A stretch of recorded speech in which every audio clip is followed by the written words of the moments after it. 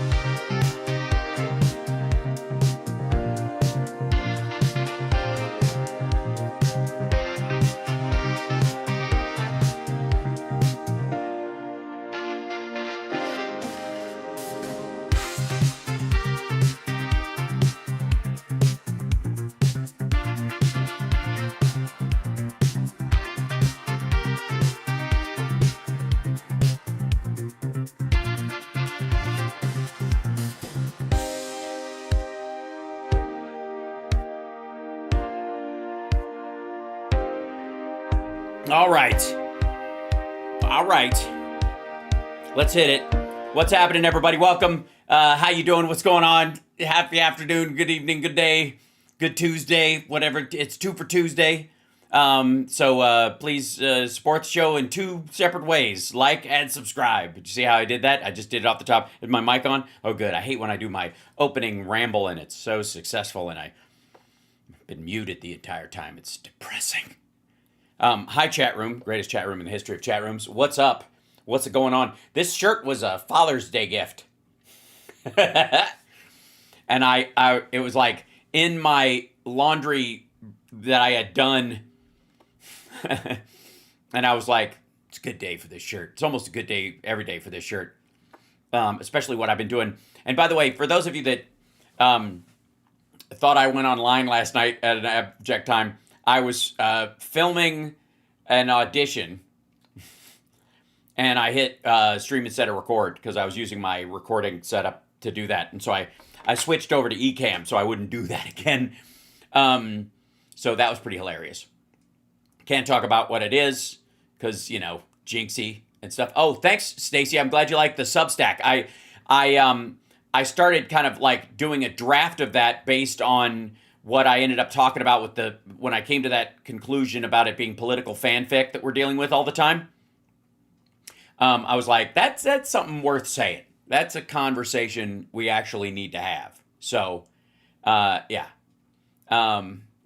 Space cat shirt is cool. That's fine. I can't wear it every day though. I stank it up. So anyways, welcome. Hit the like, subscribe, will you? For God's sake. That's the one thing I can't fix is your part in all this. Also, patreon.com/HouseParks, and you can buy me a cup of coffee if you feel like it. If you have any of the means and wherewithal. If you don't, and you're nervous about money and the economy and all that kind of stuff, don't send anything to me. I don't hide anything behind a paywall. You can watch the whole show for free. Welcome. Just thank the people who do. That's all I ask. Good stuff, man. All right. So obviously, so much to cover. And there was a thing yesterday that I didn't get to cover because obviously we did the Trump speech and that fucking blather was, interminable. But luckily it was only like 44 minutes. So I was able to do it in like an hour and a half. But we didn't get to do this link, which by the way, I have to see if this, I think this might be an overlap of them playing the clippage. Yeah, that's right. So we got the Peanut Butter Dickhead boys reacting to Nutlick's interview, which I think is this guy right here. This is Miranda Devine, who wrote the Hunter Biden book, just like dragging Hunter Biden's name through the mud, you know, like trying to come up with anything against him. I mean, a total swing and a fucking miss. But all that was all. I want to remind everybody that all during the time she was drafting this Hunter Biden nonsense, Trump was friends with this dude who was Epstein's neighbor, and he was friends with that dude who was the, you know, may or may not have done himself in. So this is her, I think this is like a 20-minute interview that she does with Nutlick about him being Epstein's neighbor. Now, I want to see the part that these dickheads zero in on. And Thomas Massey posted a shit earlier on Shitter that the reason we're, you know, the government is shut down, but the reason that the Republicans are staying out of the chamber is not because they don't want to be there because they don't want to have to negotiate with Democrats about reopening the government. The reason that they're doing it is because they don't want to vote on releasing the Epstein files, and they don't want to. He doesn't want to swear in. And I don't know if he's done it yet. He might be forced to at some point. There's got to be a window where that's, you know, legally she's like auto sworn in or something, or the Democrats can just do it. But he was to swear, you know, basically swear in the last vote that would put them over the top in releasing the Epstein files, and that's basically why they're totally cool with the government being shut down as long as possible. And the title of this is "Greatest Blackmailer Ever." Howard Nutlick, disturbing story of neighbor Jeffrey Epstein. Oh yes, he was very disturbed. Didn't move. He didn't stop him from going over to borrow a cup of sugar every so often, if you know what I'm saying. So here's Howard Lutnick telling a story. It's pronounced Nutlick. Well, what happened with him, with Epstein ones, it's a very, very, so this is, they're at the house. Yes. This is, because mind you, Pat, this is a 4 minutes, 43 We're not going to watch clip. the whole thing. Yeah, so right now, so he's sitting down with New York Post. He happens to live next door. Epstein moves in. Now they're neighbors. Yeah, now they're moving in because Lutnick's been there since 2005. They have to renovate. So now he doesn't really know who Epstein is yet. Trust me, guys. I did the research. He didn't know him. So, and by the way, he's sitting down with the New York Post, Miranda Devine. So Epstein, I'll fill you up to this point. Epstein's assistant comes, knocks on Howard Lutnick's door and goes, "Hey, Mr. Epstein is your new neighbor. He wants to bring you over for coffee." He's giving them a tour at him. And even Howard Lutnick is like, "Bro, the house is ridiculous. It's huge." And this is when he shows a part of the house and it gets a little weird. Go ahead, Rob. So he gives me a tour in the living room, big living room. And then across from it is double doors. I assume it's the dining room. Yeah. And he opens the doors and there's a massage table in the middle of the room. Ooh. And candles all around and stuff. So Yeah, because he likes getting a massage like it's a Sting video. Or I guess that would be a police video. ask very insightful, cutting questions. I say to him, "Massage table in the middle of your house? How often you have a massage?" And he says, "Every day." And then he gets weirdly close to me. Ooh. And he says, "And the right kind of massage." His wife is with him. Now my wife is standing here. So she looks at me and I look at her And I go, "What time's dinner?" and we say, "I'm sorry, we have to go." And we left. And in the 6 or 8 steps it takes to get from his house to my house, my wife and I decided that I will never be in the room with that disgusting person ever again. God. So I was never in the Sorry, your wife, hold on. Your wife had to decide for you? socially, for business, or for even philanthropy. If that guy was there, I wasn't going because he's gross. Okay, now stop it. And Trump had been friends with him for 20 years. So now There's another part, though, that's coming. So now it keeps going, guys. And he's just, and by the way, I don't, in that world, I don't trust any of the old people that I believe exactly what the hell he's saying. He's like, I'm disgusted. Because everybody, once you put Howard Lutnick next to Epstein, everybody was like, oh, he's in. No. It's not analysis. It's not first time witness. knowledge. Yeah, witness. So now this next one, guys, and Robbie, I would start it, Rob, start it like about 3 minutes. This is when the conversation of other people that were there and showing up and stuff like that. And this is what Miranda asks him now. Go ahead, Rob. So where the story ends up with they were there longer than they said. Oh, the deep nuance of Howard Lutnick. This guy's gross. Right. So how come Bill Gates and all these other people could hang around him and not see what you saw? All those other people, like who? This one guy. I don't know why, Miranda. There's one guy who was closer to him than anybody else. Who was that person? Miranda Devine. Asshole. Say it. Donald John Trump. Or did they see it and ignore it? Or No, they participated. Boom. Boom. That's what his MO was, get a massage, get a massage. And what happened in that massage room, I assume was on video. Video. This guy was the greatest blackmailer ever. Woo. Blackmailed people. That's how he had money. So Yeah, it might be that's part of the reason why Trump wished Ghislaine Maxwell well, and after the Supreme Court bounced her fucking appeal, he said he'd have to look into a pardon for her. Maybe because the cameras were rolling. Yeah? So what happened to those videos? Why is there now Here we go. such a dearth of information when, Donald Trump's people are running the FBI and the Yeah, what is it? I can't imagine why with that. Yeah, fair dinkum. You think about it. What could it possibly be? Donald Trump's running things, and you'd think he'd be the first fucking guy. J? I assume way back when they traded those videos in exchange for him getting that 18-month sentence, which allowed him to have visits and be out of jail. Oh, wait, so Alex Acosta, so he turned in all of his blackmail, he turned it over to Alex Acosta or the intelligence community. So they have all the shit. So you're saying they strategically allowed for and maybe helped Donald Trump get elected because they knew they had control over him and he's doing exactly what the Illuminati wants because they made a deal back in the early 2000s. He's a Thanks, Ron. serial sex offender. How could he get 18 months and be able to go to his office during the day? Yeah, and who the fuck would hire the people that gave him that deal, right? Nutlick? You'd never work with some scumbag like that. And have visitors and Facts. stuff. It must have been a trade. So my assumption, I have no knowledge, but my assumption is there was a trade for the Okay, video. now, okay. First of all, I don't even think that they knew that. Is Lutnick still on the inside? Oh, With the Lutnick still on the inside. He's in the administration, dum-dum. Well, if Lutnick's on I mean, the inside. as far as the Trump administration. Yes. But yes, and He's that's the Commerce Secretary, is he yeah, not? but at the end of this, Pat, when they're asking, At what level of inside is he right now? You think He has an office across from the Oval. He's in the Oval all the time.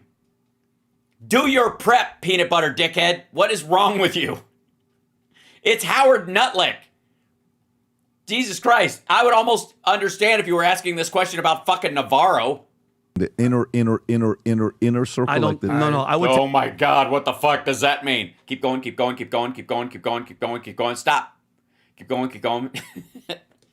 He's not in One the inner circle. He's definitely in the inner circle. Yeah, no, he's inner. But even at the end, she's like, "Well, how does Donald Trump, the president, feel about you?" He's like, "Listen, I don't talk to him about this. I don't know this, but I want people to understand what this guy was saying. Like, what they're saying goes against everything that the White House and Kash Patel and Dan Bongino and Pam Bondi have been saying."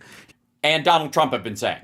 And Donald Trump. And you forgot, you left him out. And he's kind of important because he's the president of the United States. So, and Donald Trump. I'll do it for you. I'm glad to help you out, Benny. And Donald Trump. Donald Trump primarily, and then in cascading order, Bongholio, Kash Patel, and Pam Bondi. Participated.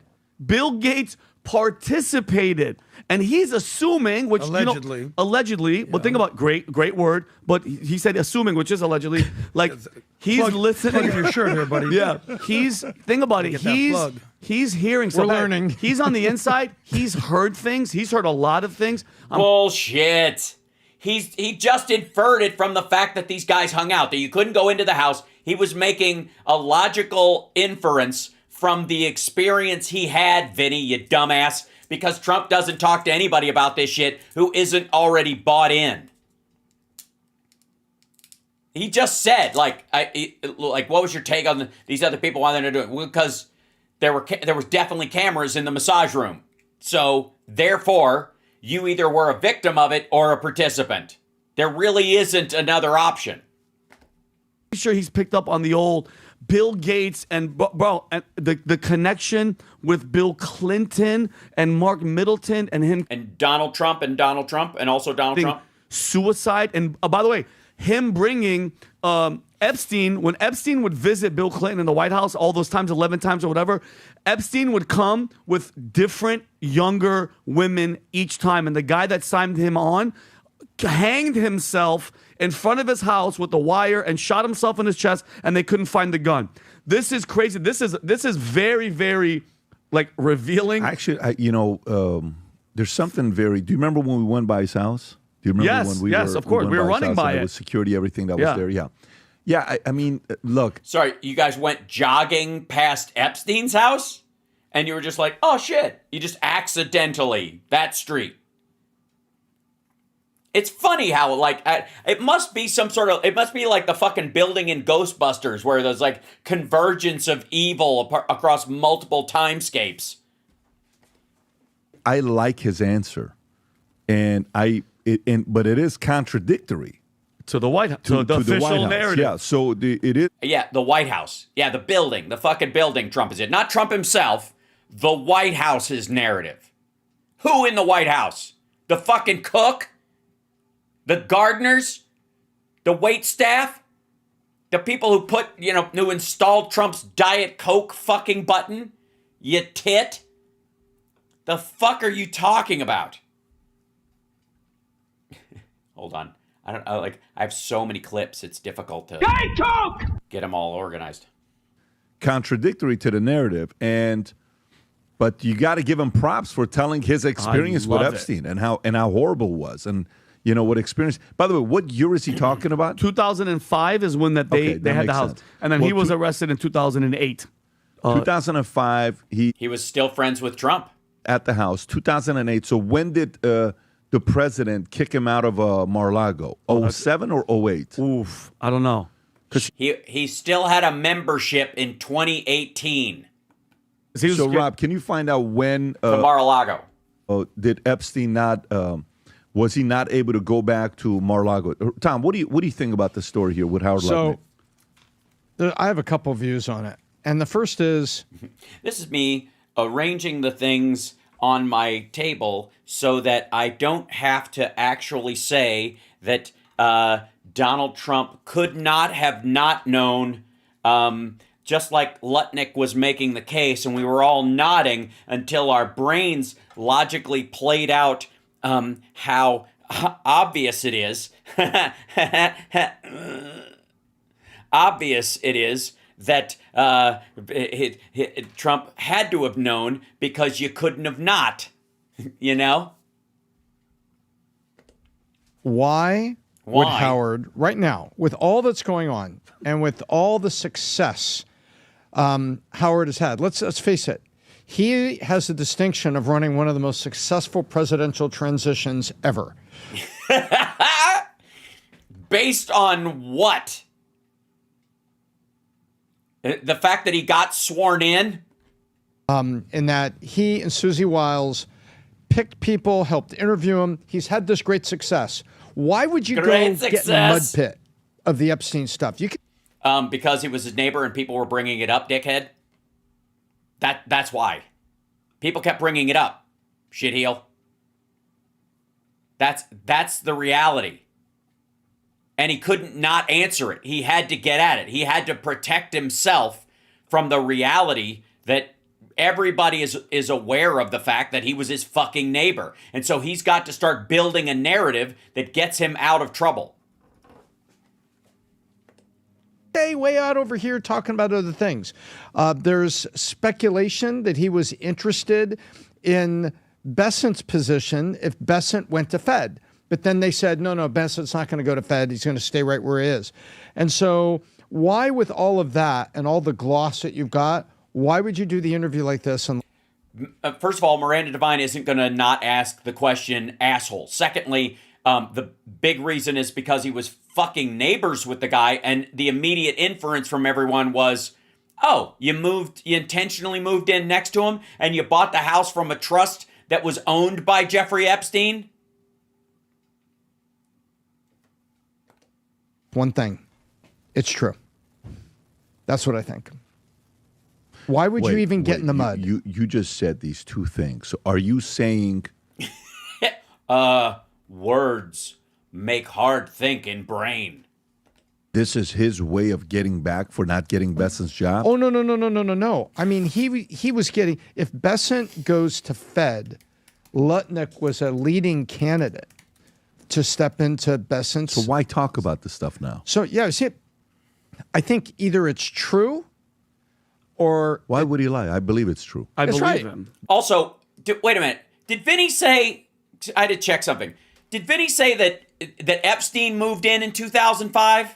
That Epstein wasn't there yet? And that the idea was that Lutnick moved in and then Epstein moved in after him? Is that what the story was? Back the fuck up. Wait a second.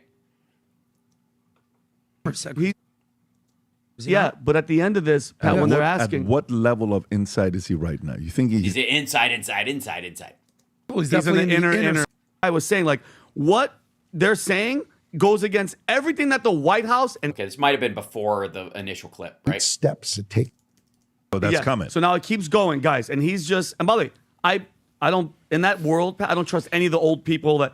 I believe exactly what the hell he's saying. He's like, I'm disgusted because everybody. Once you put Howard Lutnick's next. This is, by the way, 90 71st Street is the house. Like, Nutlick moved into whatever, like 7 East 71st Street.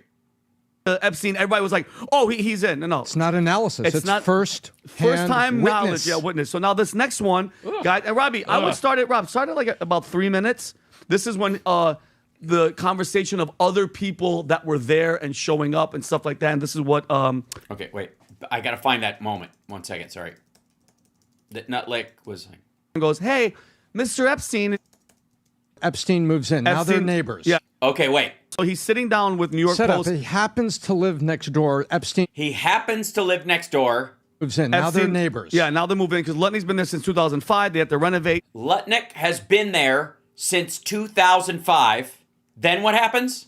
Now, he doesn't really know who Epstein is yet. Trust me, guys. I did the research. He didn't know him. So, and by the way, he's sitting down with the New York Post, Miranda Devine. So, Epstein, I'll fill you up to this point. Epstein's assistant comes, knocks on. Okay.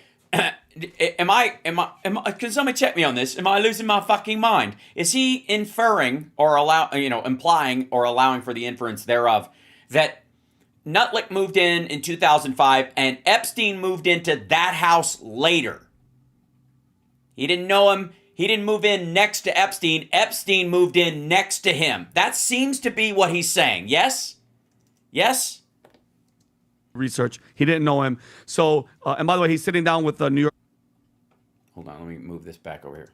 Post. So he's sitting down with New York. very, very... So this is... They're at the house. Yes. This is because mind you, Pat, this is a 4 minutes, 43 We're not second gonna watch clip. the whole Yeah, thing, so, but- so right now, so he's sitting down with New York Set up. Post. He happens to live next door. Epstein He happens to live. moves in. Now they're Epstein- neighbors. Epstein moves in. Epstein moved into that house in 1995. Stop. Like if Lutnick moved in 1994 and they're getting 2005, 1995 fucked up, then that would explain it. But if Lutnick moved in 2005, Epstein had been living there for a fucking decade. Wexner bought it in 1989. Epstein moved in 1995. He formally got it transferred to his ownership for no money. He was gifted that house in 1996. In 2011, he transferred it to a new entity after he'd been arrested and all that kind of stuff to basically protect his assets. What the fuck are these assholes selling? No, Nutlick was not living there in 2005 when Jeffrey Epstein moved in, you fucking liars. headquarters. Yeah, now they're moving because Lutney's been there since 2005. They had to renovate, so now he doesn't really know who Epstein is yet. Trust me, guys, I did the research. He didn't know him. So, and by the way, he's sitting down with New York. Wait. Holy shit! Like, how? Do the research, motherfucker. Can you read? Good God! Vinny, can you read? And I don't mean can you recognize words on a page and follow them and repeat them. I mean comprehension, that you can interpolate and extract meaning from prosaic words formed in paragraphs. Are you able? Fuck that. Do you know which way a calendar goes? From the past to the future. All right, so they jump ahead into this shit and like whatever this nonsense. Did you do the interview like this unless one thing? You didn't have a place there, and Epstein did move in next to you, and It's true. That's what I think. Why would you even get in the mud? You just said these two things. So are you saying this is his way of getting back for not getting Bessent's job? Oh, no. I mean, he was getting, if Bessent goes to Fed, Lutnick was a leading candidate to step into Bessent's. So why talk about this stuff now? So, yeah, see, I think either it's true or. Why would he? what either it's true. I believe it's true. I That's believe right. him. The That's guy's what I'm next saying. door to him, so why would he lie about something like That's this? that's exactly And remember right. what he said. What's This is the moment when Peanut Butter Dickhead recognizes just how stupid his crew is. part about this that you can't lie about? He says, I'm standing there, and my wife is standing right here. And he then gets I said, close. Jeffrey, we have to go. And then they leave, right? And we take the 6 steps to my house, or Yep. whatever words he Yep. used. So I don't know why he would lie about something like this. That's right. Yeah. There's no reason for him to lie. There's no reason to get in the mosh pit. And why would he say the greatest blackmailer in the ever? Like, he knows stuff. I think Yeah. Because he recognizes why Trump snuffed him, I guess. Is that what you're implying? I've come to a conclusion. Yeah. I know where it's at. Yesterday, we have people over at the house Oh, boy. for Dylan's birthday. And we're talking, and a couple of the guys that are there, like, oh, we just want to let you know we watch a podcast for a long time. So, it's great, fantastic. No, it's okay. So, what do Do you buy the Valuetainment? Do you got the Valuetainment hat, shirt, and Future Looks Bright gear and wear it all the time because it's really catching on? And you see people walking all over the place wearing it. Yeah, and I honestly to God don't have a warehouse full of this shit that won't move. think happened here with Epstein? They're kind of, it's like you can always tell what people are interested Yeah, in. of course. Okay, so this one was the Epstein. By the way, if you're watching this as a video, comment below. See how I'm doing the thing you're supposed to do? Comment below if you think Vinny is confused or stupid. Or so stupid it's confusing. Let me know. I said, what do you think? He says, well, I think, I'm trying to see for myself. I said, listen, eventually we're going back and I said, look, you got the emotional community, you got the hardcore, cutthroat, logical community. When we had Eric Trump on the podcast Friday night, I showed a clip that Eric had never seen about his father with Barron Trump, right? Mm-hmm. When he's like, he is smart, he is strong, Yeah. he is vicious, but you have to be smart because to win in life, you got to be smart. So good luck to you, kid. Yeah. That's Take what you 'em. do. So the point So he didn't say that about Eric. He's so you're just rubbing it in? Is that what it is? is to be a president, you have to be vicious. Yeah, right. Tell that to Gerald Ford and Jimmy Carter and Barack Obama and Joe Biden. To be a president, you have to be ice cold. To be a president, you have to know how to use those assets. I am convinced. This is, by the way, him excusing as to why he will never vote for a woman, because apparently they're not capable of that level of emotional restraint. Using I'm not kidding, by the way. That's their reasoning. all of those assets to hold every one of those guys blackmailed. Oh, okay. So this is his theory that Trump is not releasing the stuff that he knows exists because he's got all these other people by the short and curlies and they have to do whatever he wants. Apparently, that does not involve anybody that owns Fox News, like Rupert Murdoch or his son. It doesn't include any of the other. Maybe the RSBN and the OAN owners were friends with Epstein. That seems reasonable. Newsmax, right? Make sure none of them get in the way of them fulfilling whatever they have in the agenda. And I Yes, they have too much trouble struggling with gravity, physics, and reality. the cutthroat, vicious, ice cold community fully understands that, and everybody else who doesn't, I also understand them as well. That's the conclusion I've come up with. Great. It's a great conclusion. You understand everybody, and you can explain nothing. That was gibberish, actually. Of course he's a blackmailer. What are you talking about? Like, of course. What the hell do you mean, like the former prime minister visits 30-something times? Like, no. It's just they're playing backgammon. That's what it is. Yeah, that's what I got, you know? Yeah. That's what I'm playing. No, Ehud Barak wasn't a victim of this. He was a participant. That's the theory. That Ehud Barak was ultimately a Russian puppet as well, and that they were in cahoots. Again, there were victims of his blackmail, and there were fellow travelers. Ehud Barak would fall into the fellow traveler zone. What are you going to do? We're going to play dominoes together today. No, we're going to play today. We're going to play. Hey, asshole. Stop. Nobody partied with Epstein more than Trump. Nobody. Just by calendar dates. Uno today. Today's Uno day. That's what we're doing today. Now, something's going on here. Adam, we know you have very insightful feedback on this one here.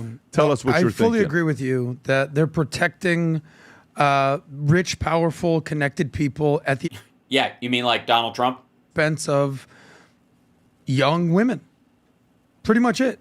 And so you're okay with that, though, because they're treating immigrants like shit and federalizing the police force and, acting in an authoritarian way that gives you some sort of, fascistic boner, and therefore that's enough, right?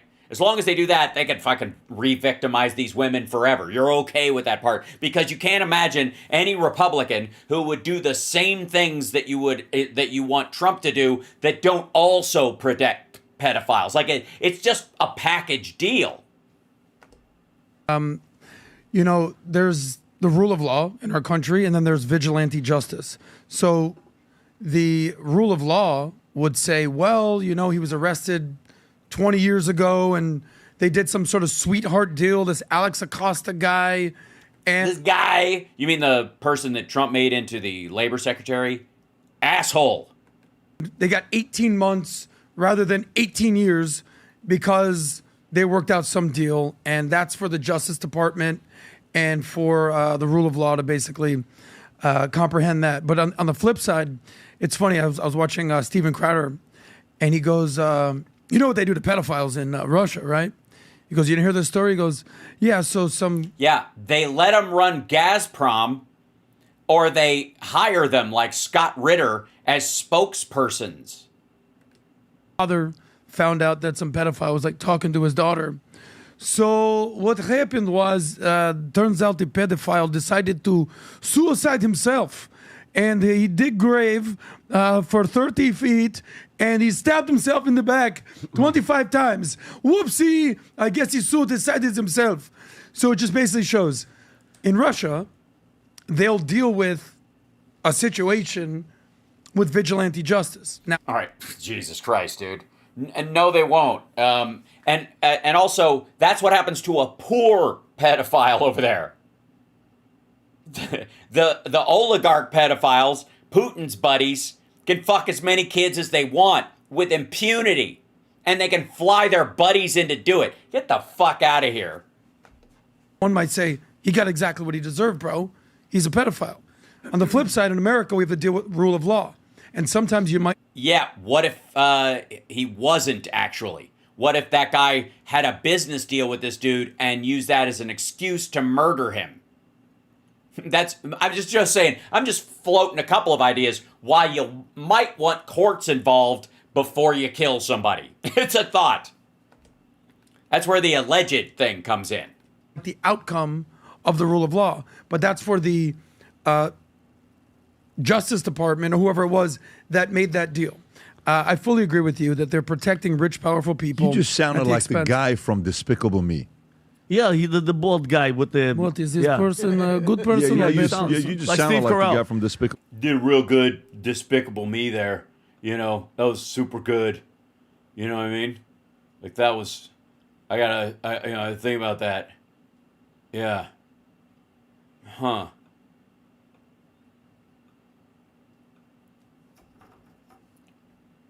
So stupid. All right, I'm gonna move on from this because like they're not gonna come to any new conclusions. And I've got a bunch of shit to cover. Professional right-wing blow-up doll Trish Regan says that Trump is going to send out checks. Everybody, he's going to bail out the farmers with $20 billion because tariffs work, and that's why he has to bail out the farmers fucking again, right? But Trump checks for all. Let's see it. The dividend check from Donald Trump that may be in the Did you just call him Donald Trump? the dividend check from Donald Trump that may Yeah, she did. What do you know? I didn't realize that she was subversive. She was on the team, and that she does this whole show as just like it's performative. You know, it's like Russians and the Americans, right? It's just this is all to lure in the right close so she can secretly call him Donald fucking Chump.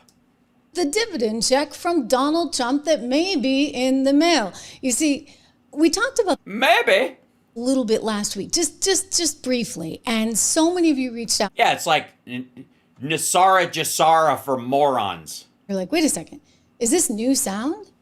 And I heard that question over and over and over again throughout the weekend. So I was like, okay, we need to do a deep dive on this so that people really understand what's going on. Don't forget. Trump wants $1,000 to $2,000 dividend checks for Americans. Yeah, it's not working out that way. That's not. You don't have enough of that coming in. Yeah. This does not patch the hole in your tax refund or your tax cut that you did. So you don't have any money left over. He put in the tariffs, right? Effectively like 10% across the board. Yeah, effectively, sort of. Yeah. And so he's anticipating income that could be anywhere from, I think the estimates are somewhere between 300, shall we say, $300 billion and maybe trillions of dollars. We're not entirely sure, but Yeah, we aren't. You're right. Yeah, you know what? We should give it some time. We're not entirely sure that it isn't working and that it's driving businesses, like profitability down, and we're not entirely sure.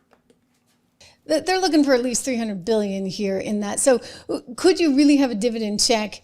Maybe $1,000, $2,000, $3,000. This is what people are talking about. Well, I want to assure you that the sound we played last week on Friday, actually, yeah, it was new. He had just said this on Thursday or Friday of last week. And it's not the first time he's talked about it, which is why I think it's worth putting some thought into what's really going on here. I think he's actually pretty serious. This is something he'd very much like to do. Here he is sitting down with One American News Network, OAN, to give The Orange Anus Network.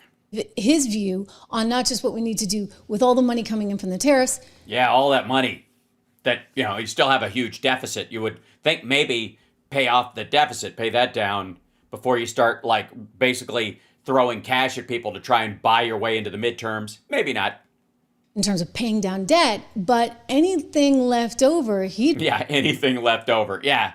And if there's anything left over, I'll pay some bills. really like to do what he's calling a dividend check. Watch. Your tariffs are going to be over $1 trillion a year, in my opinion. We're going to do something. In my opinion. You do realize that economics are not based on anyone's opinion, right? It's got receipts, like assets, liabilities, actual money, right? It's like, I don't know. I think gravity's going to be about, 40% lighter next year, in my opinion. We're looking at something where, number one, we're paying down debt because people have allowed the debt to go crazy. But, You mean you? Because you're responsible for a third of it? with growth, with the kind of growth we have now, the debt is very little, relatively speaking. Relatively, it is true. You grow yourself out of that debt. It's not a question. Yeah, that's not been a fucking Republican line forever. Cut taxes, we'll pay down the debt by just growing out of it. That's what's going to work. Paying it, you grow yourself out, and the numbers Yeah. are so much bigger than they ever were. The numbers we have now are bigger than they ever were. So when you have 30, So the numbers are bigger than they ever were. They're bigger numbers. So like when you see the number 7, it's like it used to be like a 12 font, and now it's like 112. That's bigger numbers because you're having a hard time reading them. Is that what it is? $1 trillion in debt a year ago or 2 years ago, and you have a lot less revenue coming in, then you have 37 or 38. It's not 38 yet, but it will be. And the numbers are so much bigger. All of a sudden, 38, you're under levered, whereas for 36, you were highly levered.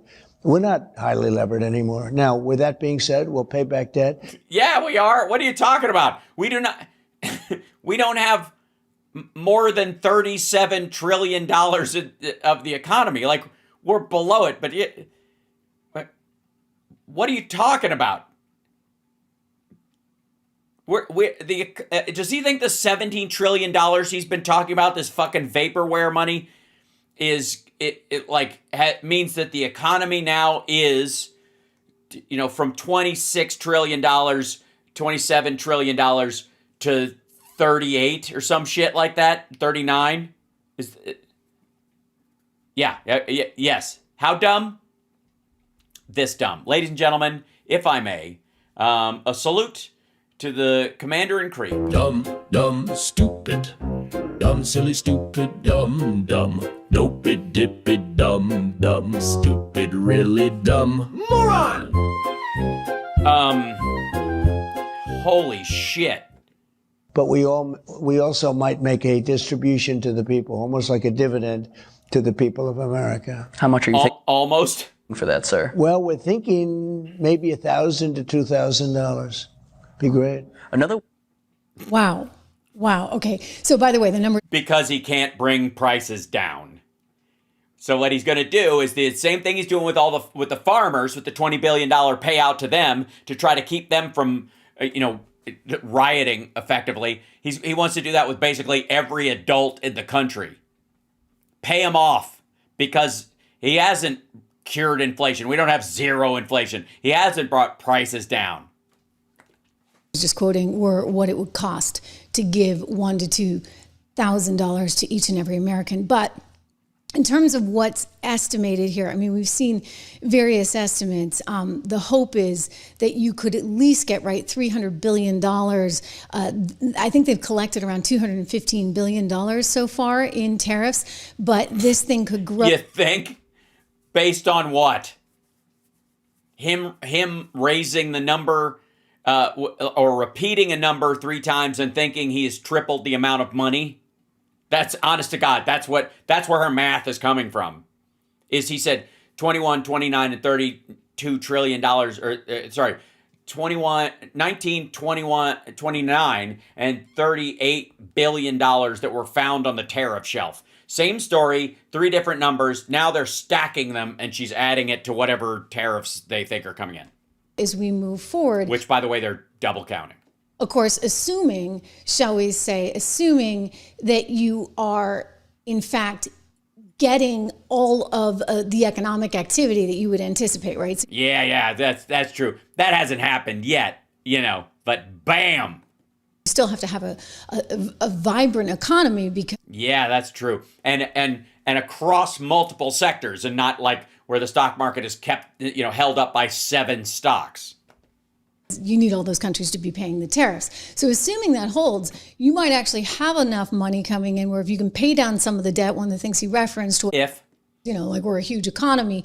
So what's your debt to GDP ratio? Historically in the last 10, 15 years has not been very good. So you want to bring. Yeah, it got worse after his first term. A lot worse. Also the Bush administration. Down. And if you're able to bring that down, does that then turn into this so-called dividend check? This is the second time he's brought this up. I want to go. Oh, okay. So you're just taking the bait over and over again. If there is a dividend check sent out by the Trump administration, it will be a fucking joke. It will become a meme. It will be, everybody on the Democrat side should start talking about it the way they talk about like Obama phones and shit like that, because he's paying people to fix the economic woes he created. He's taking taxpayer money. He is redistributing wealth from the taxpayers to like a veneer over everyone, because to favor some companies and other people and rich people, he's allowed these tariffs to stack and wreck the small businesses that rely on goods from overseas and stuff. Yeah. Back to a few. Shut the fuck up. Okay. Speaking of shut the fuck up, by the way, hit the like, share the show. It's Hal Sparks Mega Worldwide. I'm just saying, if it just doesn't take much, just hit the like, just.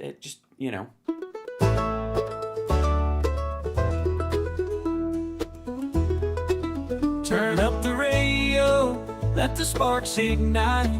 Hal Sparks leading the charge day and night.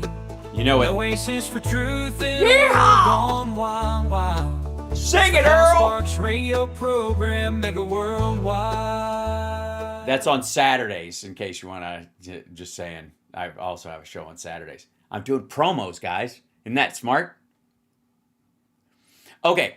We got a great combo in the next clip. I'm very excited about this. My nipples are hard. It's unbelievable. The most miserable man on the internet gets one moment in the sun where he gets to bask in the glory of Donald Trump, his hero. Now, he doesn't get to do it in person. He's just on the phone, which obviously is a dick shriveling moment for Greg Kelly, which he's already in crisis mode in terms of dick shriveling as it stands. And he just did a live interview with OAN, so Newsmax is getting sloppy seconds.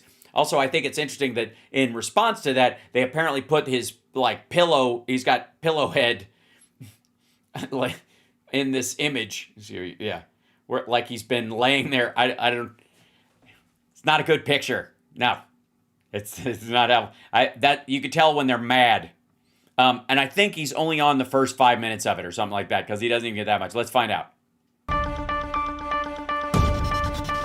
Who the hell is that guy? With Tony Marino. Apparently not. The 4-day Wait a minute. truly is Taco Tuesday.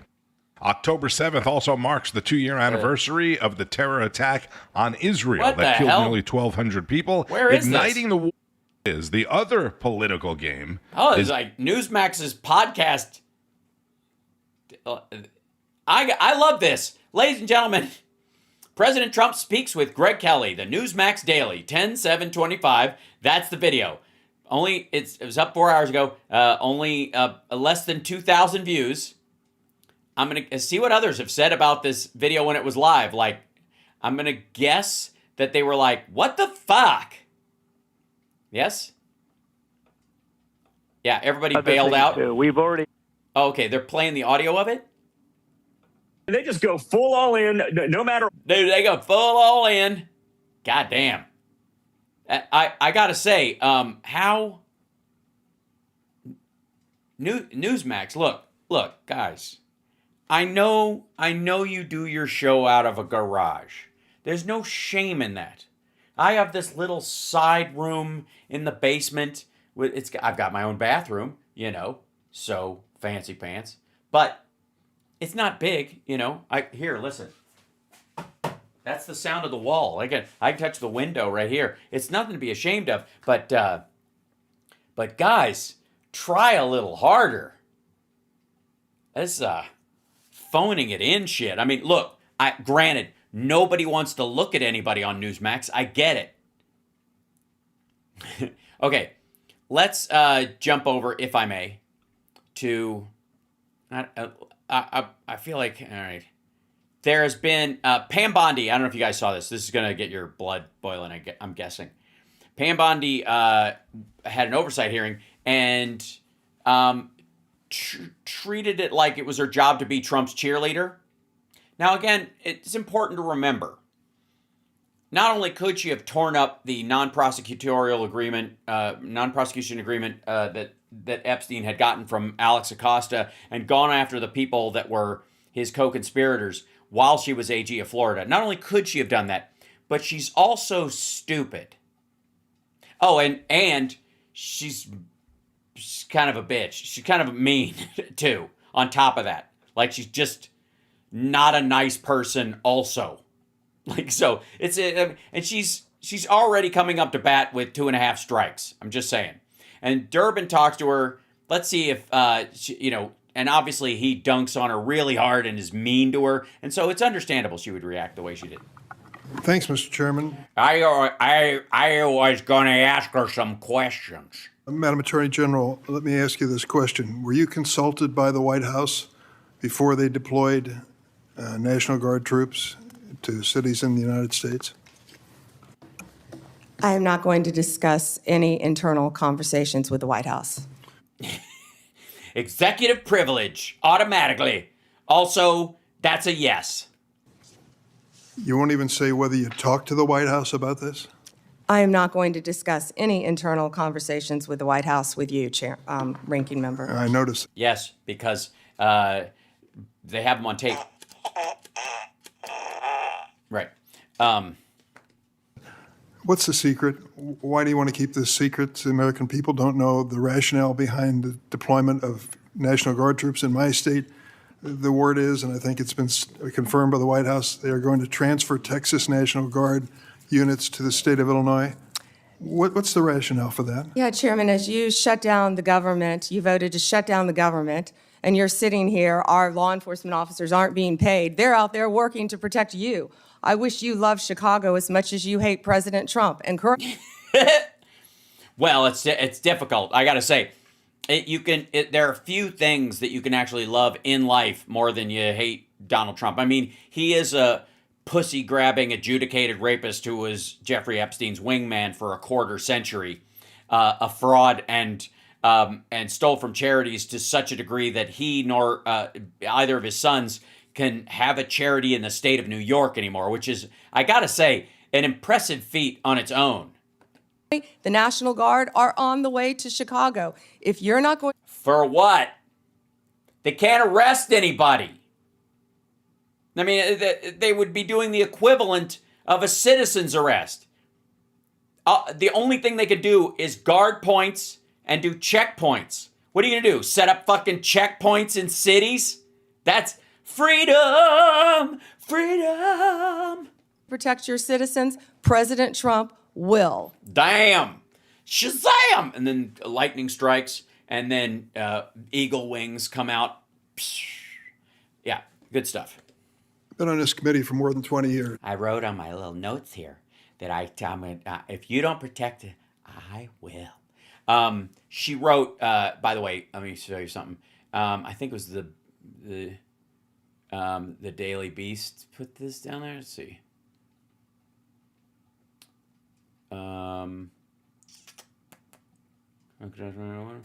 Yikes. Where are you, silly? Yeah, let's see. Pam, hold on. I'll find him. Pam Bondi notes hearing whatever. That'll come out. Takeaways. Hypocrite. Yeah, there you go.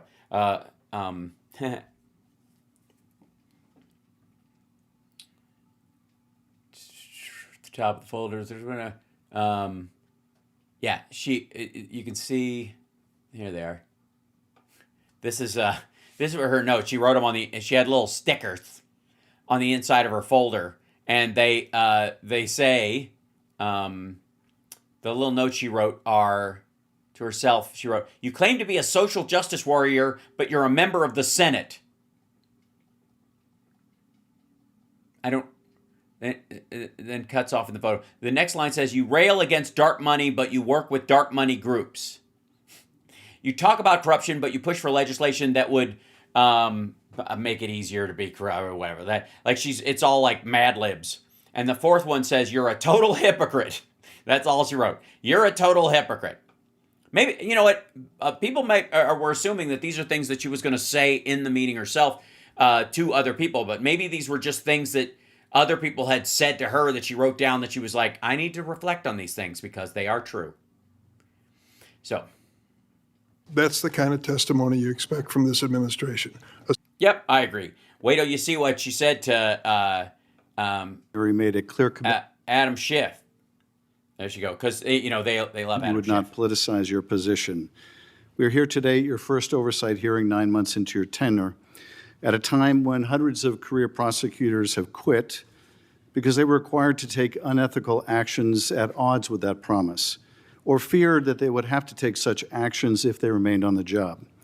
When over 1,000 former federal prosecutors have sounded the alarm about... By the way, he's asking normal Senate questions, the kind of stuff that's been asked for years. Unprecedented degree. Whenever stuff like this comes up.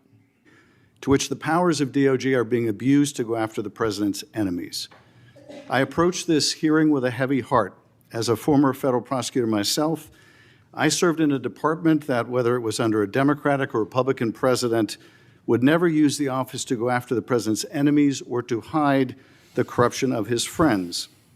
But today, the Justice Department has been used to cover up the possible corruption of the mayor of New York or of a high-level administration official taking $50,000 reportedly in cash in a bag. It's Homan.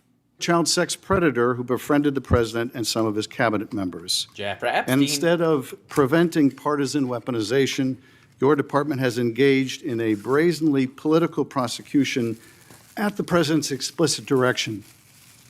The department has become President Trump's personal sword and shield to go after his ever-growing list of political enemies and to protect himself, his allies, and associates. My questions therefore focus on these two themes: hiding the corrupt acts of his friends and prioritizing the political prosecution of his enemies. So let me start with the shocking allegations of bribery and pay to play. 2 weeks ago, 4 major media outlets reported that Tom Homan, the president's top deportation official working in the White House, took $50,000 in cash in a bag from an undercover FBI. And I think that's for me, that was the sweet spot, that it was actually in a bag. I mean, I'm a big fan of the folded manila envelope like Denzel used in Equalizer.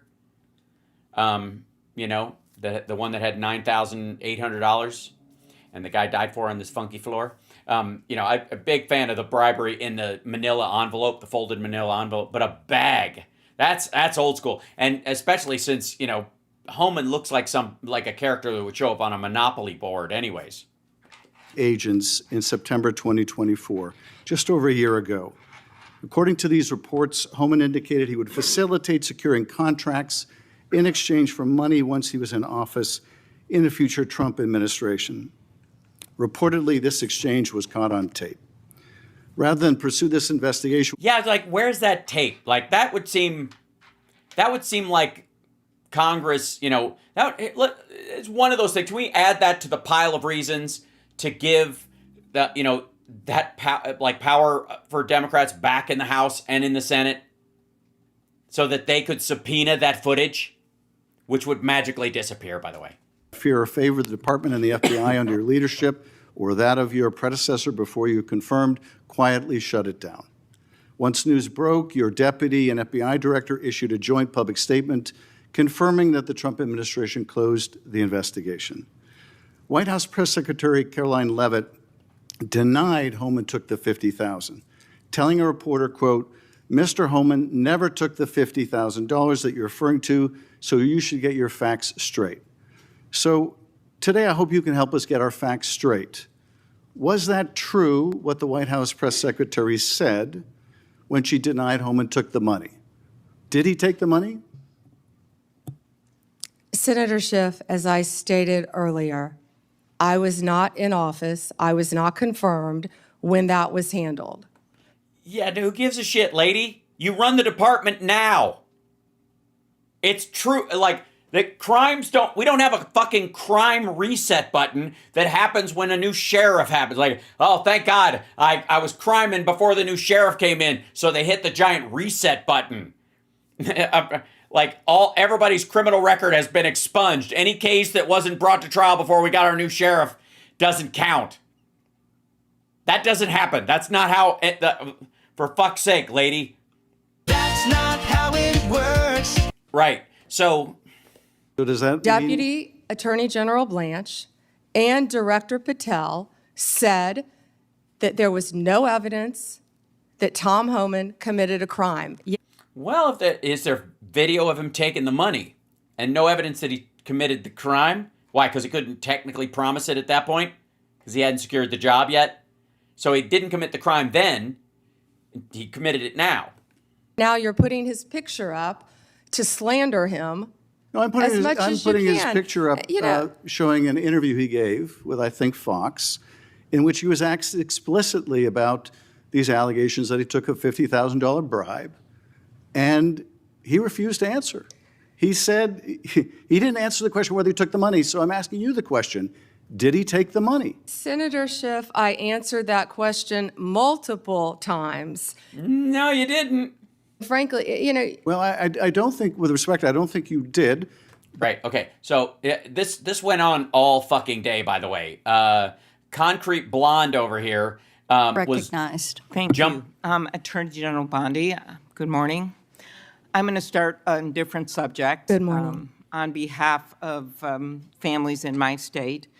And I wanted to thank the FBI and the local justice officials in Minnesota, the U.S. Attorney's Office, for the work that they did catching the murder, in the horrific murder of my friend, Speaker Melissa Hortman, and her husband, and the shooting of Senator John Hoffman. Just last month, my state was again shaken to its core when a mass shooter attacked Annunciation Catholic Church in Minnesota, shooting through the stained glass windows, injuring 21 people, including 18 kids, killing little Fletcher, little Harper, an 8, and a 10-year-old, murdering them when they're in mass, praying, 12-year-olds protecting 8-year-olds. I know we've spoken about these tragedies, and we both agree that this kind of violence, whether in Minnesota or at a Mormon church in Michigan or the assassination of Charlie Kirk, has no place in our politics or in our democracy. In 2018, after the Parkland shooting, you were Attorney General, and there was a bill called the Marjorie Stoneman Douglas High School Public Safety Act. And the bill banned bump stocks, enacted red flag laws, and raised the minimum age to purchase a firearm in Florida from 18 to 21. And you actually defended the law in court from a challenge from the NRA. And we know that I'm in favor of an assault weapon ban, period. I look at these bills and I think, does this hurt my Uncle Dick in the deer stand? We have a proud tradition of hunting in Minnesota. I don't think they do. But as I talked to Director Patel, and he told me in the chair you are sitting in right now, that assault weapon ban could prevent future attacks. I talked to him about better background checks, about red flag laws, and then that perhaps we could find common ground on what actually happened in Florida, which would be to at least change the minimum age for purchasing assault weapon, because we've got 18 to 20-year-olds commit gun homicides at over triple the rate of adults 21 years and over, even though that wouldn't helped in Annunciation Church because he was a few years older. She was a few years older. But as you know, the shooter at Parkland was 19 years old, and the shooters in Buffalo and Uvalde were both 18 years old. So given your efforts in Florida, do you agree that at least raising the age for purchasing assault weapons could reduce the number of these shootings? Senator, first, that's pending litigation, and I can't discuss that at all. The 21 is pending litigation. I cannot discuss in that. Florida? But if I could go back I really the didn't know 21 this. age is pending litigation. I can't discuss that. But Senator, back to pending litigation? Do you have opinion that that law should exist or not? All right, never mind. Anyways. To what you said about what happened in Minnesota, there is no place for that. And yeah, thanks. Great. Thanks for getting us there. I want to say there was Josh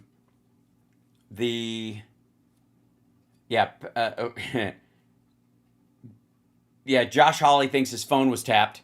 And there was Yeah, this is to cover evidence. This case has gone through 3 administrations, as well as former U.S. Attorney Alex Acosta. I know that, Pam. But have you interviewed Secretary Lutnick? No, Senator. Do you plan to?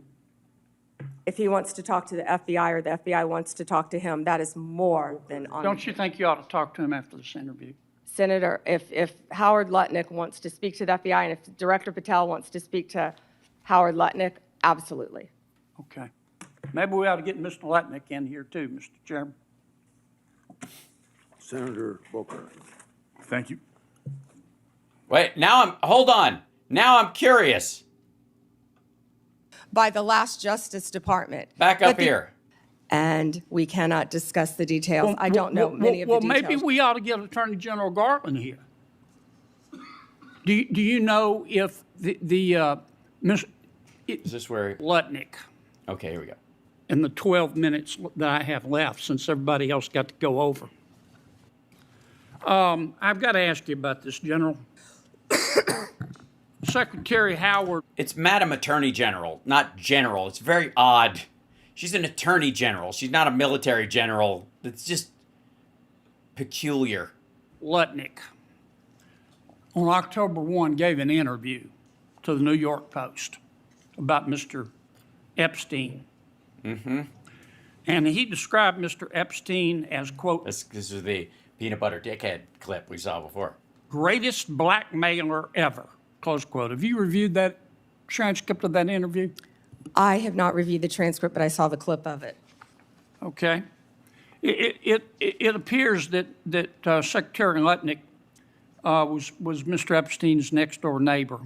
In fact, their townhomes shared a wall. Yeah, all you need is a small glass, and you got more information than Kash Patel has released. And the reporter that was talking to Mr. Lutnick, she asked how other prominent men could have been associated with Epstein when Mr. Donald Trump Lutnick could immediately sense that he was a, quote, pervert. And then Secretary... Yeah, this was... By the way, can I just point out that this is exactly what I always bring up when I run into a maggot someplace that's a big Trump supporter, and I maybe we have one in the chat room today, I guess, possibly. But so, maggots, if you're here, I have this question for you, and it's curious to me that most of you seem to answer exactly like Howard Lutnick did, which is, if I ask you, how long would it have taken you to figure out Epstein was a pedophile if you were hanging out with him all the time? Like if you'd partied with him multiple times, you'd flown on his plane, he'd flown on yours. Like how long?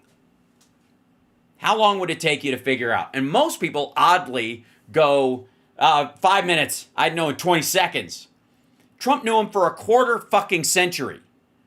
And the case that Lutnick makes in that interview is that you couldn't not know. If you hung out with the dude, it should take you a couple of seconds to go, this dude's a fucking creep. And yet Trump was so fucking dense, so fucking stupid, or the other option is that he couldn't tell, or that he was enamored of it, impressed by it, and a participant in it. 25 fucking years. He couldn't figure it out. Why would you want that person? No wonder he thinks the world leaders who are clearly mocking him behind his back, who are clearly manipulating his ego to get better deals for their countries and like roast him over his spit effectively, that he thinks they're his friends. He thinks Xi Jinping is his fucking friend. He thinks Vladimir Putin and Kim Jong-un are his friends. You know how fucking stupid you have to be to believe that? The kind of stupid you would have to be to know Jeffrey Epstein for 25 years and think everything he was doing was on the up and up. Lutnick said, or rather the reporter said, did they see it and ignore it? Do you remember that from the interview? I do. For 25 years? And Commerce Secretary Lutnick said, no, they participated. And then Commerce Secretary Lutnick goes on to say, quote, that's what his MO was. You know, get a massage, get a massage. And what happened in that massage room, I assume, was a video. This guy... No, was videoed. I don't think they watched a video. They didn't put on fucking Finding Nemo. Was the greatest blackmailer ever, blackmailed people. That's how he had money, end quote. Is that true? No, it isn't. Did you read her memo? Asshole. No. She put it out on a Sunday night. She didn't sign it, but it's all there in black and mostly redacted black. But it's all in that document. No, there were no co-conspirators. There were no friends. He wasn't blackmailing. He didn't use leverage on anybody. Nonsense.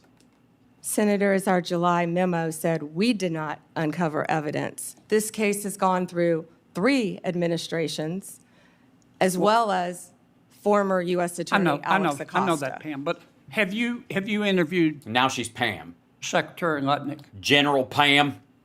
No, Senator. Do you plan to? If he wants to talk to the FBI or the FBI wants to talk to him, that is more than on. Don't you think you ought to talk to him? That is more than on the table. Great, that's finished. Yeah, okay. Where's the? Is it Lindsey Graham who wigs out at one point? And because everybody does at some point, like because she's such a waste of fucking time, and everything is just like she's just trying to follow what Kash Patel did and kind of recreate that shit. Let me see if I can find. I think it is this, right? Senator Graham. Senator Graham. One thing I want to do is I wanted to do Chuck Grassley. Where's Chuck Grassley's questioning of this whole thing? I'm from Iowa.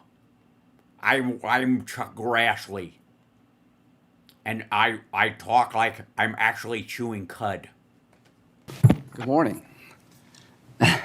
Good morning. Thank you. So I want to make sure I got this clear. If a I'm guessing no. Democrat or a Republican senator has a problem with a grant that's been canceled or reduced, you would be glad to talk to them. Yes, Senator, and I have been doing that as well. There have been Democratic members who called you.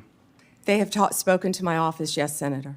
Oh, they've spoken to your office. You have not spoken with them. So you just lied. All right, cool. Tried to respond. On either side of course, if it has anything to do with law enforcement or victims. And that includes Senator Durbin. If he's got a problem, he can call you and you'll try to respond.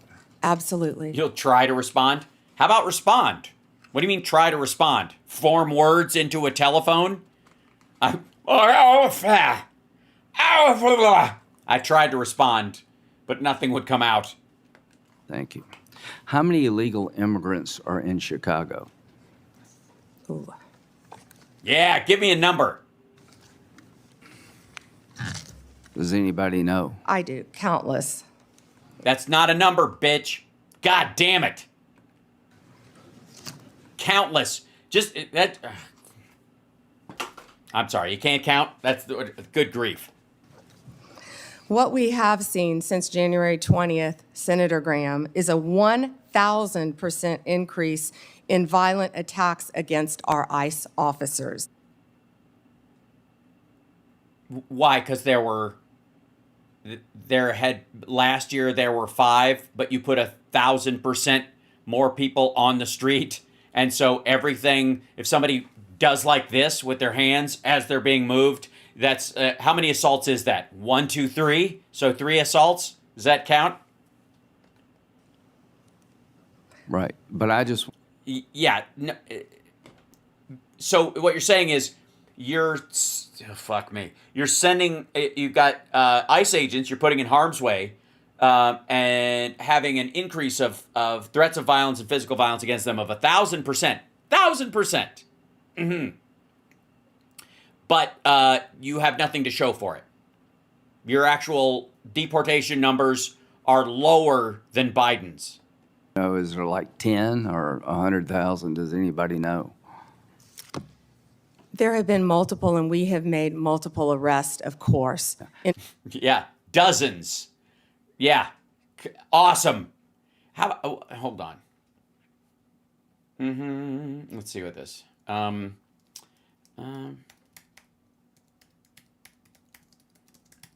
One moment, please.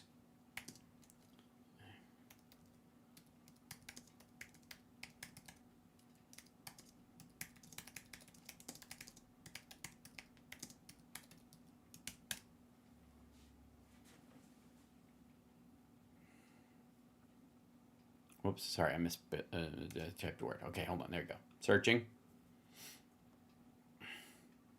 Should be able to get a general number by population for the Chicago metro area.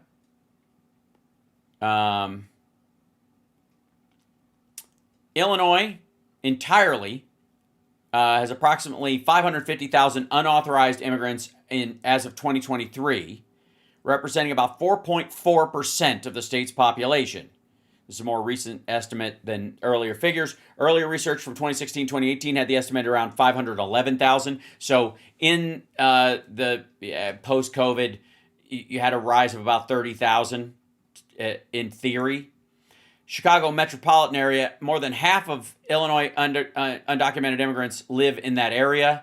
So that puts them about 275 to 350,000. The population of Chicago is what? The Chicagoland area is what? Chicago population is, what am I guessing, 7 million, around that? I'm looking it up. 2.7 million in Chicago proper. And then Chicago metro area has 9 million, 8.9 million people. So downtown 2.7, actual Chicago, and then Chicago metro area, which doesn't even include like the northern suburbs necessarily or out to the airport, 8.9 million people, and of that, about 230,000 are undocumented immigrants in the Chicagoland area. Metro area is approximately 9 million people. It added 22,000 people in the last year, and so all of them were undocumented immigrants, I guess. Involving violent gangs in Chicago, throughout Illinois. Right. So yeah, so has every other administration. The only reason I ask that is Chicago is a sanctuary city. And help ICE deal with illegal immigration or their sanctuary city. Do you know? They are not cooperating, and I would ask that I wish Senator Durbin would condemn the governor for not cooperating with our law enforcement officers. The only reason I mention this, if you're a sanctuary city, any place in the country, you're making it difficult for the rest of us. Because word gets out, if you get to a certain city, maybe Chicago being one of them, that you're home free, and that just encourages more illegal immigration. Do you deal with that? Do I agree with that? I do, Senator Graham, and can I hold on. If that's the case, wouldn't that be just ringing the dinner bell? Would you prefer, if you don't want any illegals in your area, why not?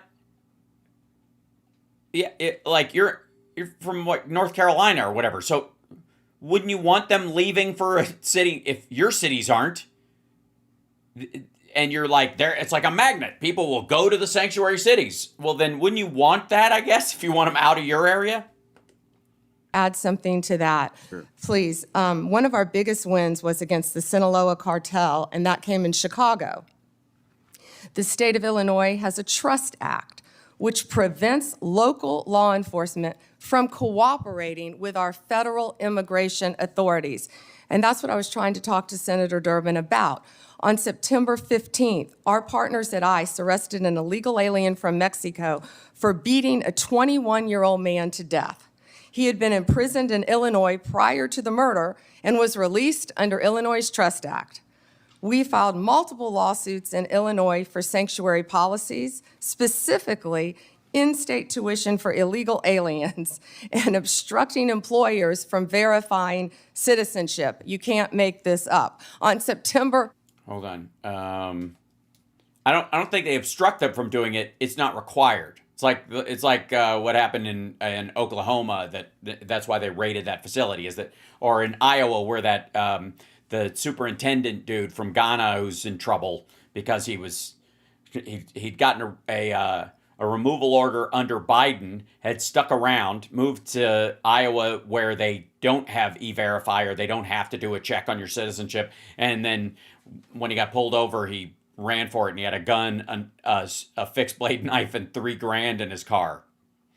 5th, a federal grand jury in Chicago indicted a major Sinaloa cartel boss, narco-terrorism, guns, and drug charges. Sorry, who? Real quick, 1 second. Verifying citizenship. You can't make this up. On September 5th, a federal grand jury in Chicago indicted a major Sinaloa cartel boss, narco-terrorism, guns, and drug charges. Yeah, that's what they're supposed to do.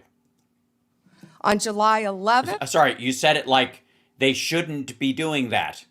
Or it's somehow special in that guy. Like, they catch a Sinaloa, dude, they're gonna, more than likely, he's gonna be under federal indictment, I'm guessing.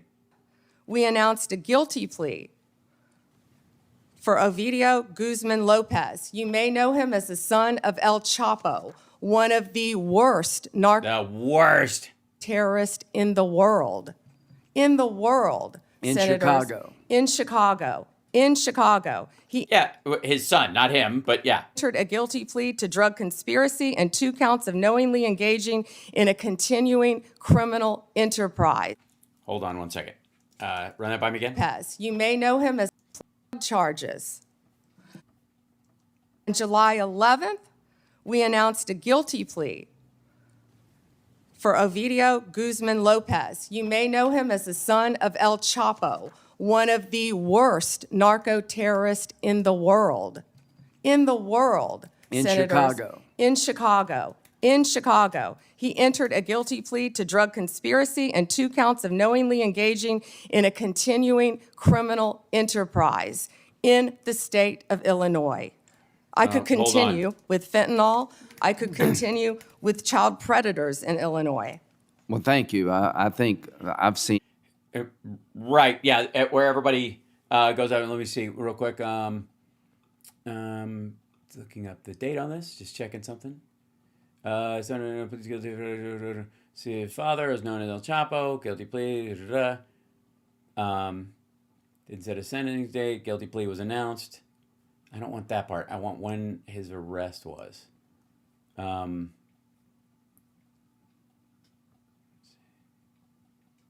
Previous release.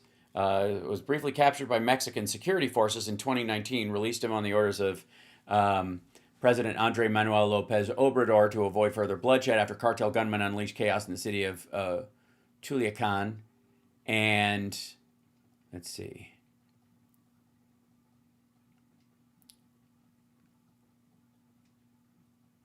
In court Friday, because he was hold on.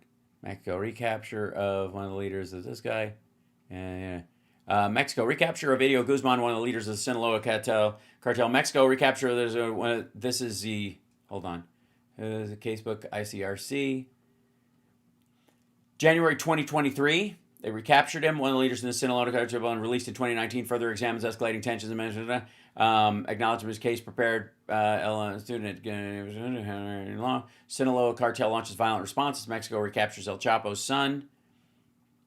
So he's been in jail since 2023, and they finally got to trial, and he pleaded guilty in July. So he was captured during Biden. Hold on. Numbers over 100,000. So Chicago and other sanctuary cities, you're making it harder for us to deal with illegal immigration by doing what you're doing. And I am President Trump is. Yeah. How? How does it make it harder in South Carolina if Chicago lets people in and they're unwelcome in your state? Hold on.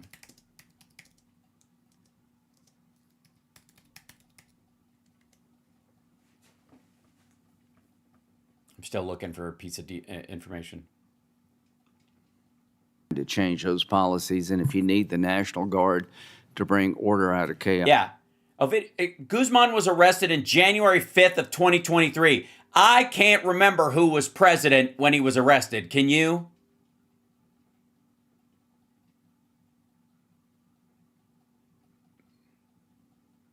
Is this...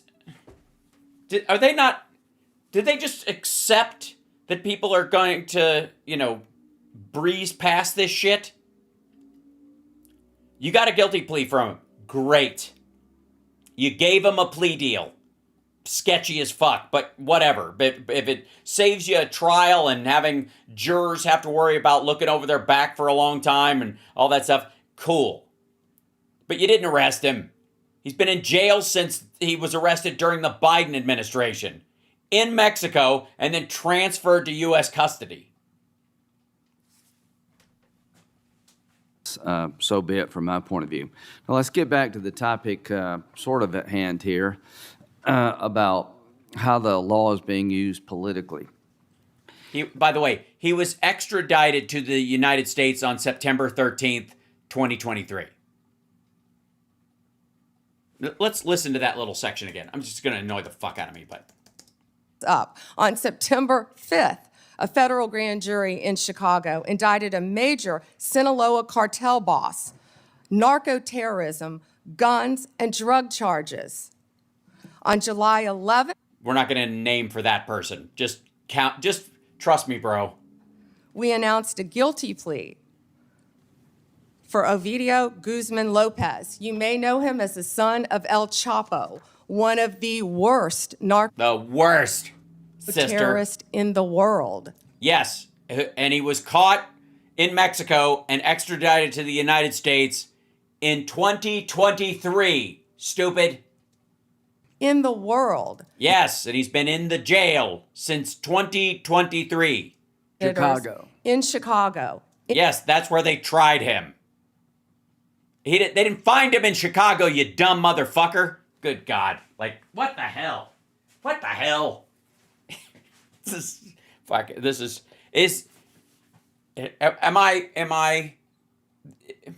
Am I just looking for trouble?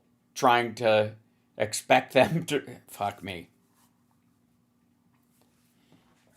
In Chicago. Yes, that's where the court was.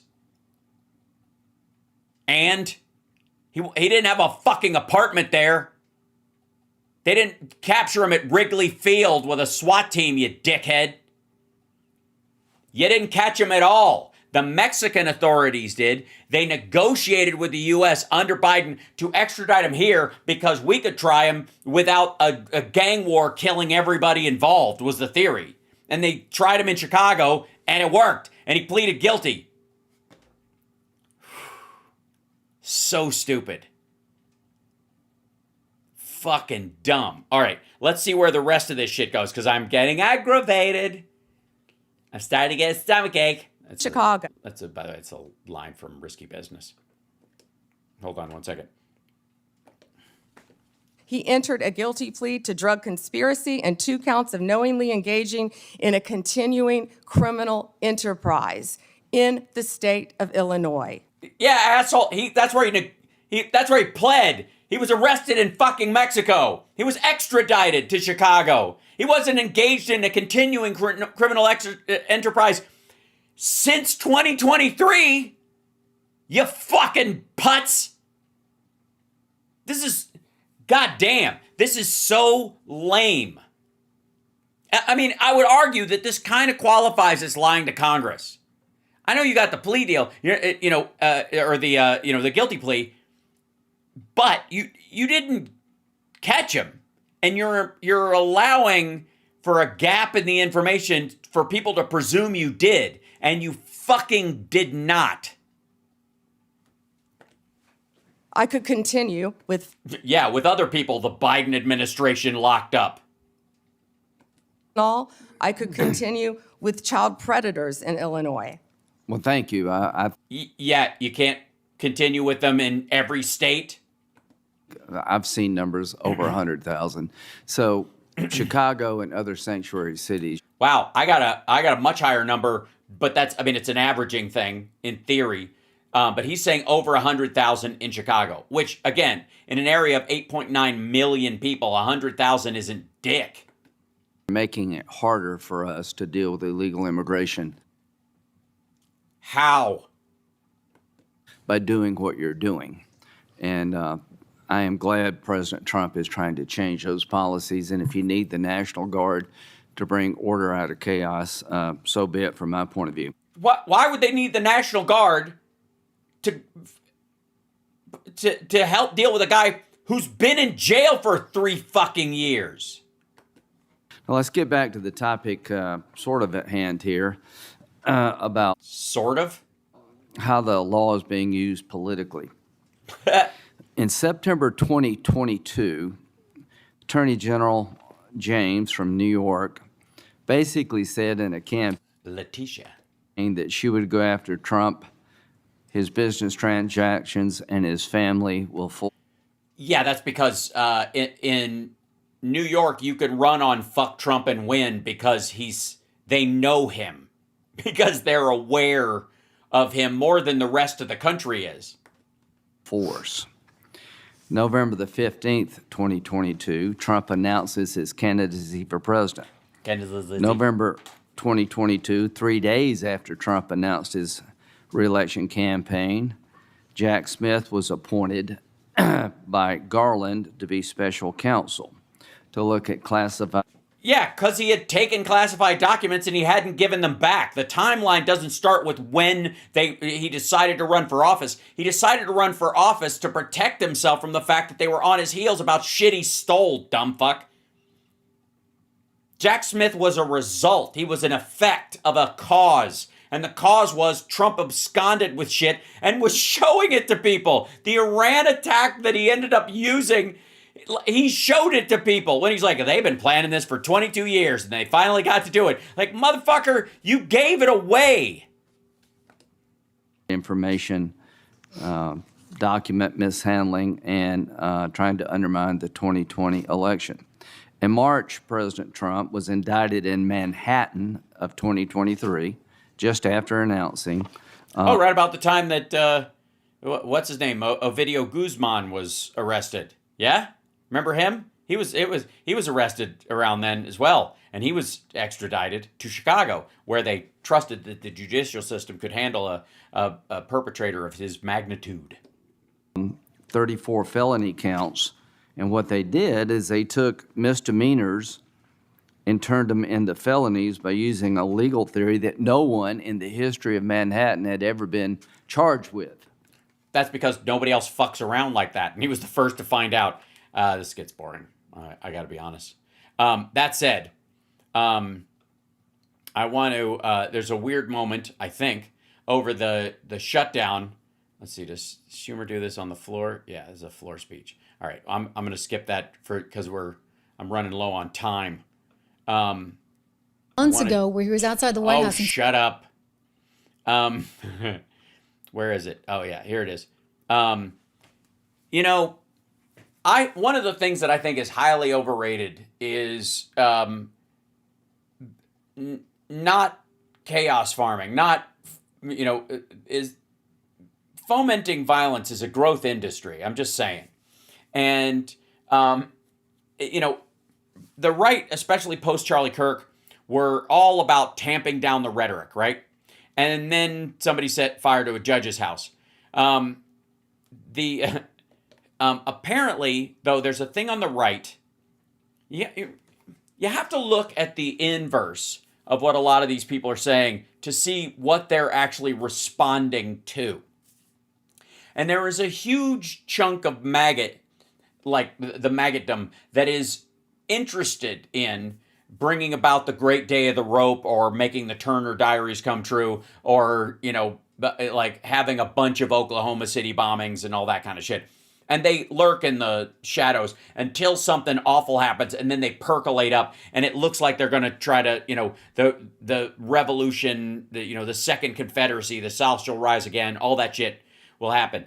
And so when somebody like Glenn Beck puts out a video like this, everything will be gone. A second American Civil War is not what you think. It's far worse. He's not talking to us.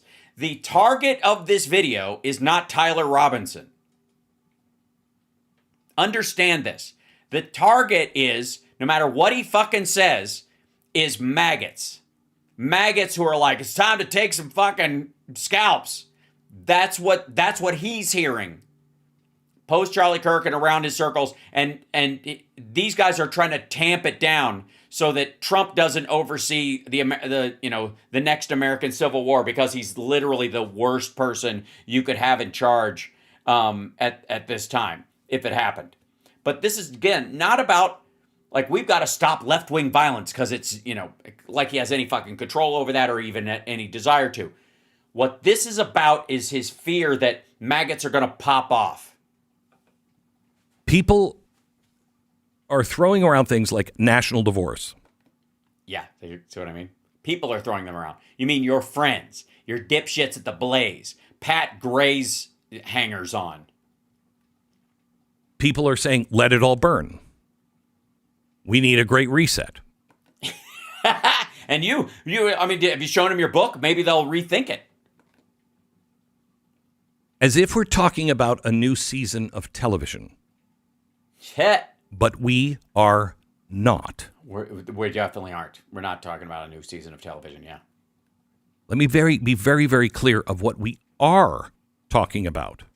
Maggot on maggot violence. Candace Owens and her crowd causing a rift over the Epstein files and stuff that's so violent that their only choice to unify is to open fire on lefties or some shit.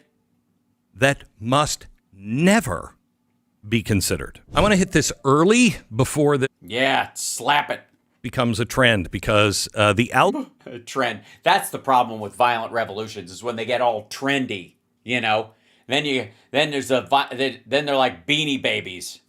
Everybody's collecting grenades like they're at Waco. Rhythms will reward talk like this.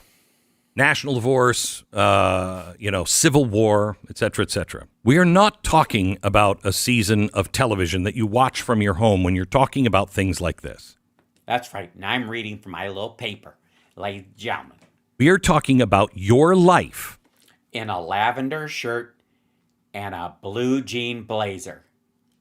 I would wedgie myself if I wore that. Your ordinary, miraculous, taken for granted life. Yeah, you lazy motherfuckers. You want to tear this all down. And again, I talk about this shit when people throw it around on the liberal side. The right-wingers throw it around a whole lot more.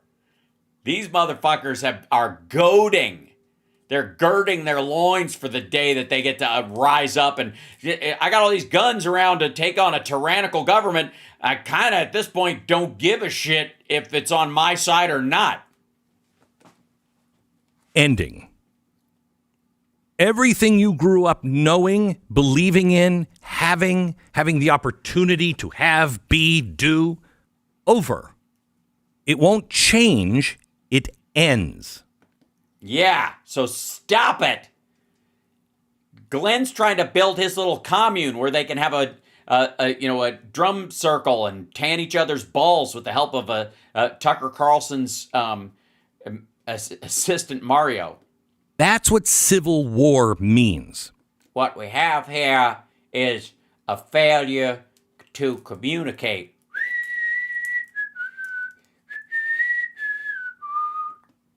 The world your children expect to grow up in.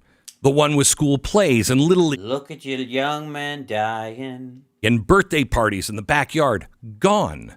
Yeah. Look at your birthday parties. Look at your collection of CDs. The way they've always gone before. My hands are tied. And it doesn't come back with an election or a speech or a victory parade. No, like hammer and nail, baby. It doesn't come back at all. This is very fragile. This has never been done. A government of, for, and by the people has never been done before. Right. And can I point out, and I want to remind you guys, he's not talking to us. Listen to the fucking panic in this asshole's voice. Like, he's reacting to the shitter sphere that they get their fucking cues from, but also like people on Truth Sinkhole and other places. Like, they're going, oh, fuck. I brought a grizzly bear in because I thought he looked cute, and now he's sitting in the living room, and I don't have any bear, like, Purina. And I don't know if you've Purina bear chow. This, but the entire world system seems to be against people that want to rule themselves. So it doesn't come back. Civil war is not, Gettysburg reenactors with quotes on social media. It's neighbors. It's cul-de-sac. How hungry someone's in a It's the grocery human grocery store. Ain't that rich? Right. and the gas station and the pharmacy. It's the lights you never. The dildo store and the truck stop bathroom where Tucker Carlson can be doing small puppet shows for strangers in the name of Jesus. Taco Tico, which was my favorite taco restaurant when I was a kid, gone. You think Walmart's bad? Kmart is never coming back if this happens. And look, I understand Radio Shack. That ship has sailed. Think about until they don't turn on. The water you never worry about until it comes out brown. If it. That's the only time I think about my water is when it comes out brown. Because I don't think it qualifies as water anymore, probably. Unless it's tea. That's the coffee maker, Glenn. Don't panic. Oh. I need you before things. By the way, this asshole thinks his dickhead followers and Blaze regulars and shitheads and the bots that fill up his fucking comment section are real, capable, and are actually going to go through with this shit. Get crazier than they are. I want you to be firm on what you believe. Oh, I'm firm. You don't even have to check. I want you to picture, not for shock, but for absolute clarity. Okay, all right. It's going to be a shocking picture, but I'm going to try and not scream. Your day begins and your bank app says service unavailable.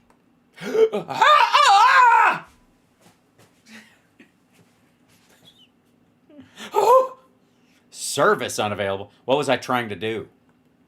Your ATM says out of cash. Well, I would guess that those kind of are aligned. I would go, oh shit, bank machines must be down for a while. I guess I'll eat what I have in the fridge and hope for the best. The trucks have stopped coming to the grocery stores because highways have checkpoints and ambushes and rumors of both.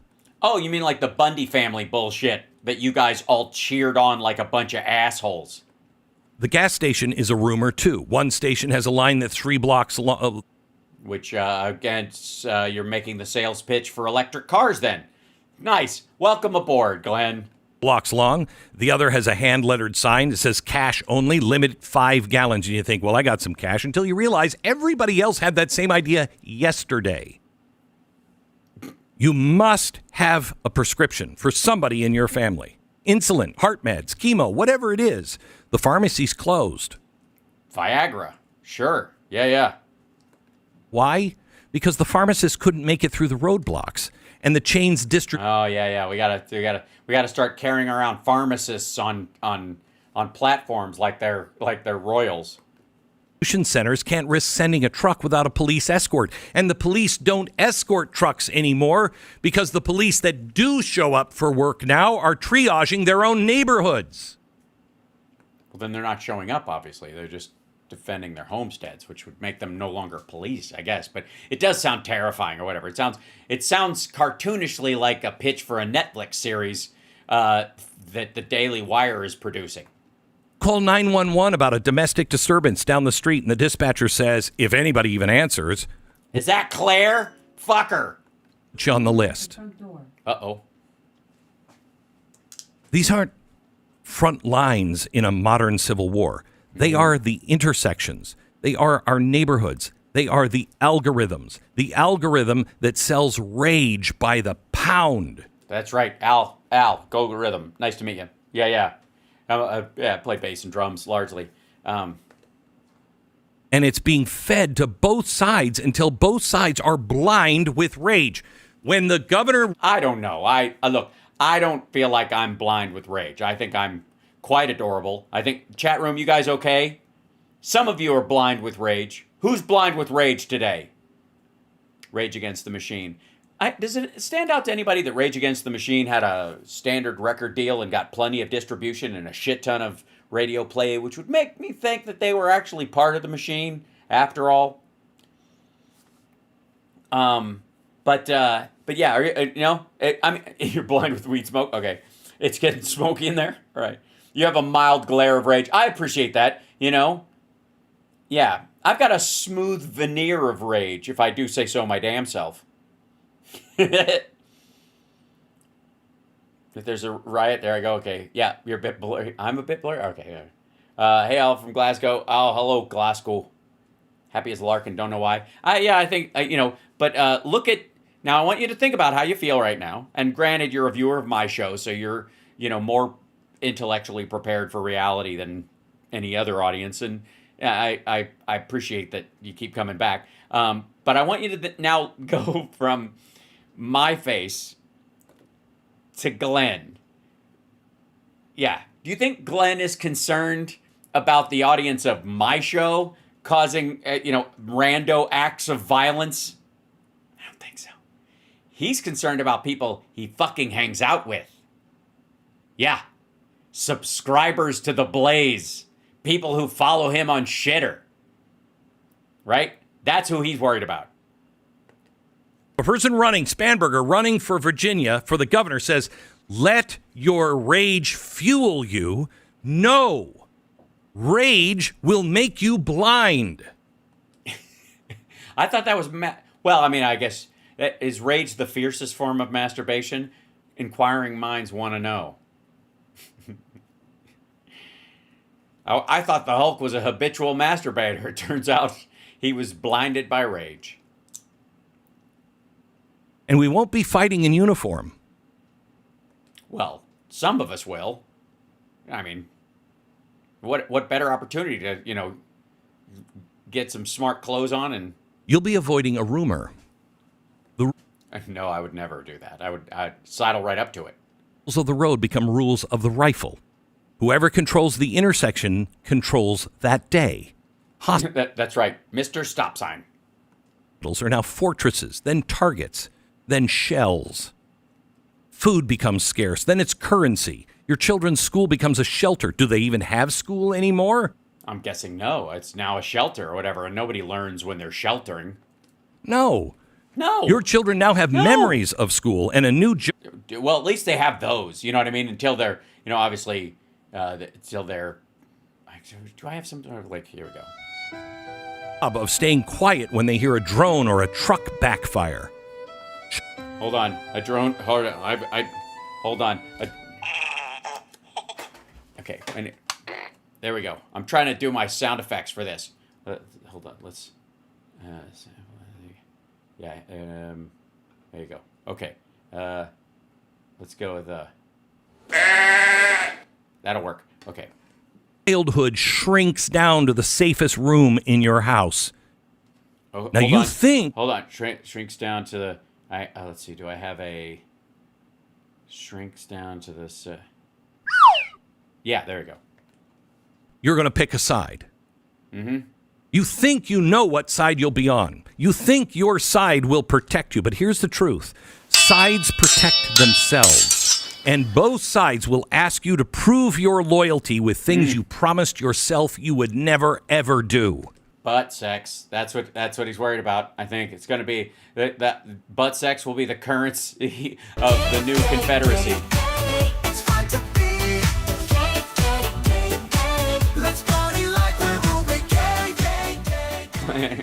Glenn is scared he's going to have to give up his booty for a Sonic milkshake. Good people just like you will do them because... Well, that's what good people do. You got to feed your kids and stuff like that. There's, beggars can't be choosers, I guess.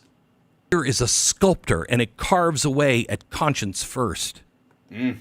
So, it's almost poetic. It's so good. You think you know how the market works until... Well, till it shuts down, and then it doesn't work at all. So you really don't have to worry about the intricacies of it all, which is the appeal of crashing the whole thing, which is you're throwing gasoline on the very fire you're trying to put out. Market dies. It's so sad. The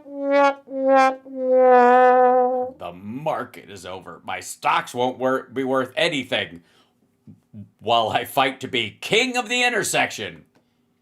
Markets die when trust dies. Pensions evaporate, not because of a bad quarter, but because the bond market can't price what's coming tomorrow. Currency on your counter is now canned food, bottled water, diesel, antibiotics, your home value. What's a house worth?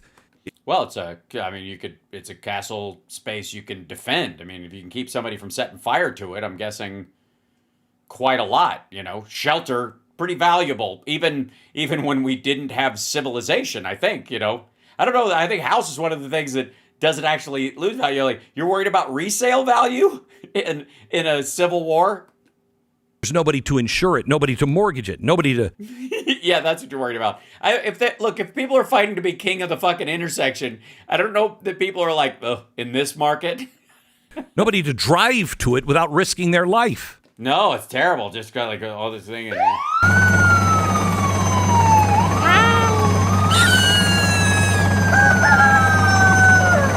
terrible outside. It's just like the sound of Civil War. And then there are the guests who arrive when a great house is on fire. Oh, yeah. Everybody wants to show up to help you empty the fridge. Tells the opportunists, the foreign intelligence services, the war tourists with passports and GoPros. They don't...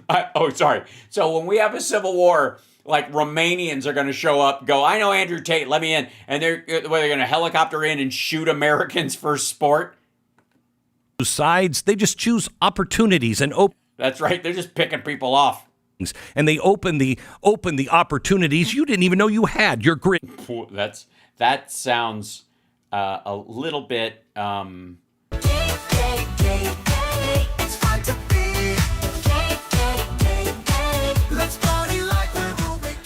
I'd like to open up an opportunity you didn't know you had. Water plants, your data center, your port, and they don't fly. My port. All right. They fly yours and then let you blame one another. Oh, man, because we're that dumb, right? Because your guys run everything and they're stupid, yeah. Fuel the fire. Let your rage. No, don't. Thank you for settling this for us. You know what? I'm rethinking this. You know what? I think from now on, I'm just going to listen to soft rock and only read books with no exclamation points. Listen to me. There is no clean ending to this. Yes, it's not a clean drop. That is right. That is just no way.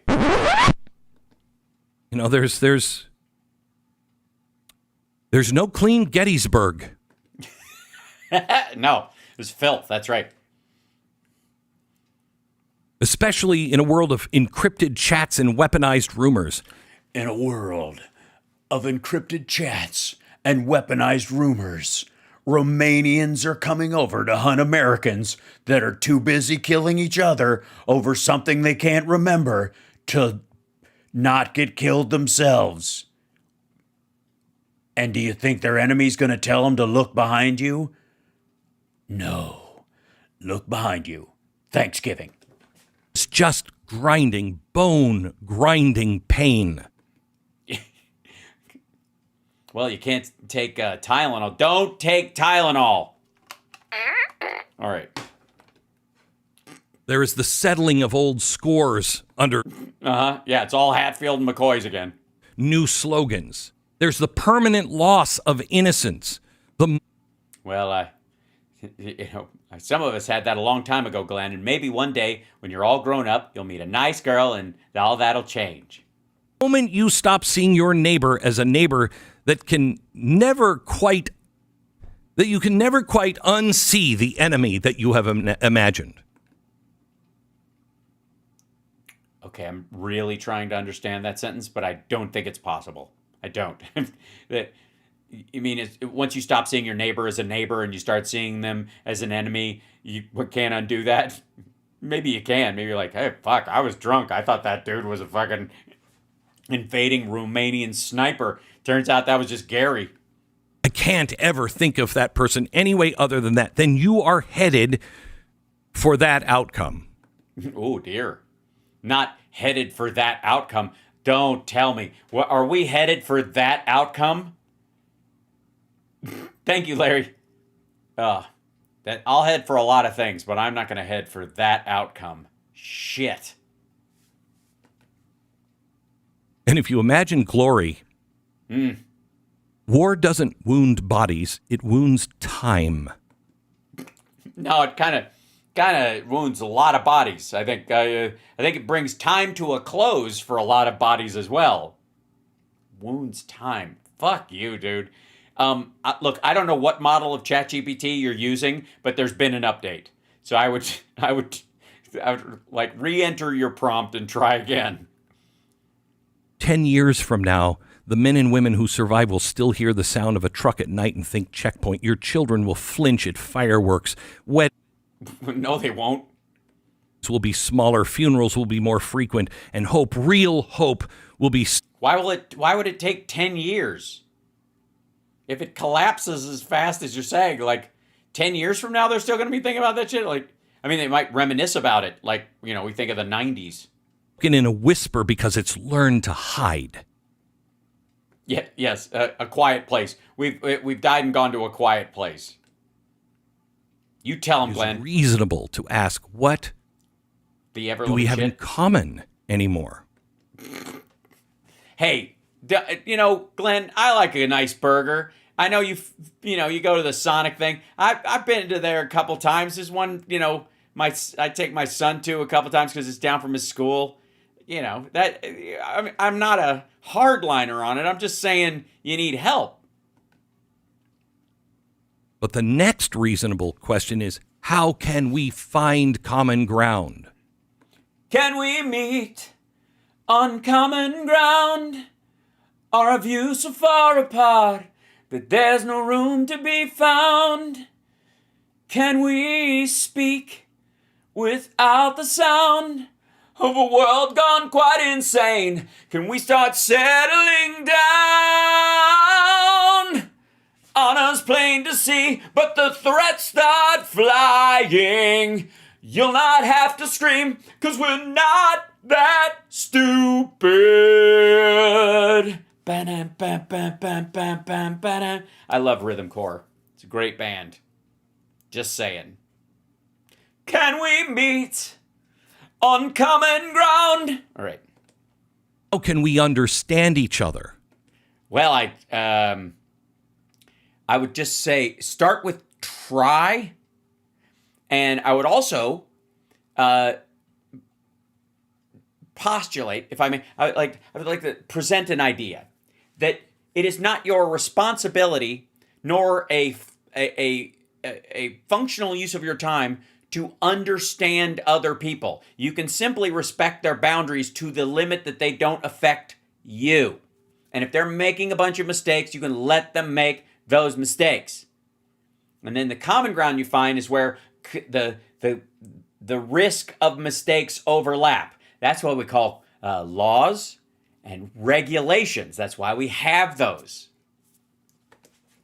Before you retweet bravado, count the cost of where we could be headed. That's right. The bravado algorithm it's just too dangerous. And not in abstract numbers, but in faces. The old man in your street who needs oxygen, the single mom who works. Why is he in the street? Wait a minute. There's a guy out in the street near your studio that needs oxygen? Why the fuck go get him. Why are you doing a show? Night. The kid who just made the team, the clerk at the corner store. Just made the team. What team would that be? He remembers your brand, your face, your needs. All of them? These are the casualties that never make the headlines because they disappear one inconvenience at a time. Okay. Now you're just being a dick. Now you're like your desperate need to seem poetic and important is forcing you to say things that are just gibberish. This is a revolution of inconvenience. The first shot fired in inconvenience. But, I didn't have time to load my gun because it was downstairs and... These are the times that try men's souls. These are the times that try men's souls. That's why you should buy a new pair of Keds for our sale on Wednesday. That used to be a phrase I didn't understand, and it belonged in the past. I say it to you today. These are the times that try men's souls. Damn. Yeah, it's coming back around again, man. I think like everything old is new again. Yeah, these are the souls that try men's tides. These are the times that tide rends souls. If your soles of your shoes get dirty, try some Tide. Something like that. Those who stand today. Yes? Yes? And shoulder the burden. Uh-huh. Those who stand today and do the hard work, God's work of love and peacemaking. Hey, I do it all the time, man. And you think I'm a dick. You couldn't even smile in a picture with me because you didn't trust who I was. And uniting and speaking the truth. Yeah, do it every day. I mean, it's a great show. Hal Sparks, Megaworldwide. Thanks for doing an ad for my show, Glenn. I got to tell you, though, don't anymore. I mean, I appreciate the effort, but quite frankly, like my audience thinks you're a goon. So even if you were, you did the hard sell on my show, it would just kind of be counterproductive. So they will be owed a thanks. I think I am, or at least a like and subscribe.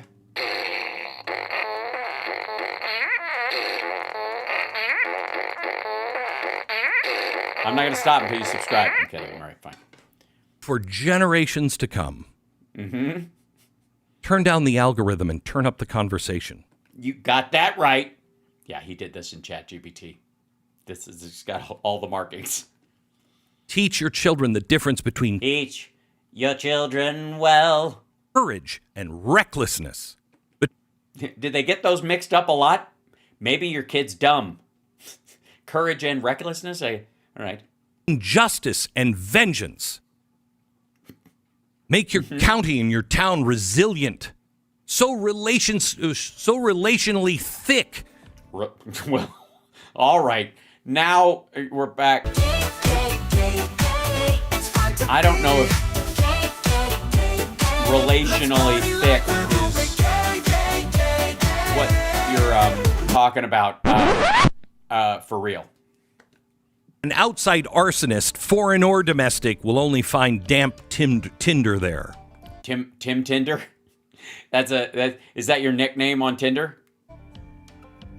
You must. I'm playing a song for country style thing because I wear these clothes and I got a place in Texas, so I gotta pretend that I listen to this kind of music when I don't.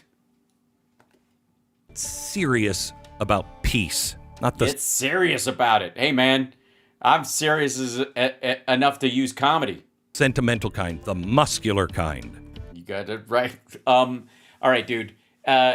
Your side calls guys on my side of the aisle soy and weak all the time, and I, even with a busted shoulder, I could wipe the floor with everyone at the Blaze collectively in push-ups. Everyone. Form covenants with churches and synagogues and community groups and clubs and councils and say it out. A covenant. Say it out loud. No violence in our name. It's damn it. Not acceptable. Not here. Not here. Not here.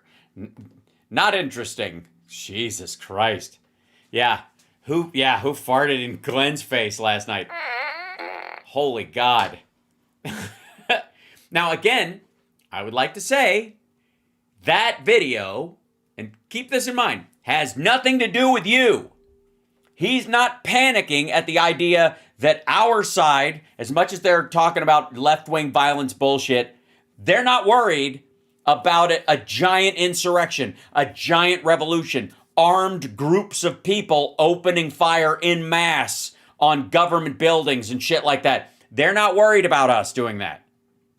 He's talking to his own side. If it was just our side saying shit like that, or he saw, little fires of left-wing violence online or calls for violence or whatever, like, he would call it out and make a whole fucking show about it, right? He would just go, they're fucking crazy. They want to destroy everything. They.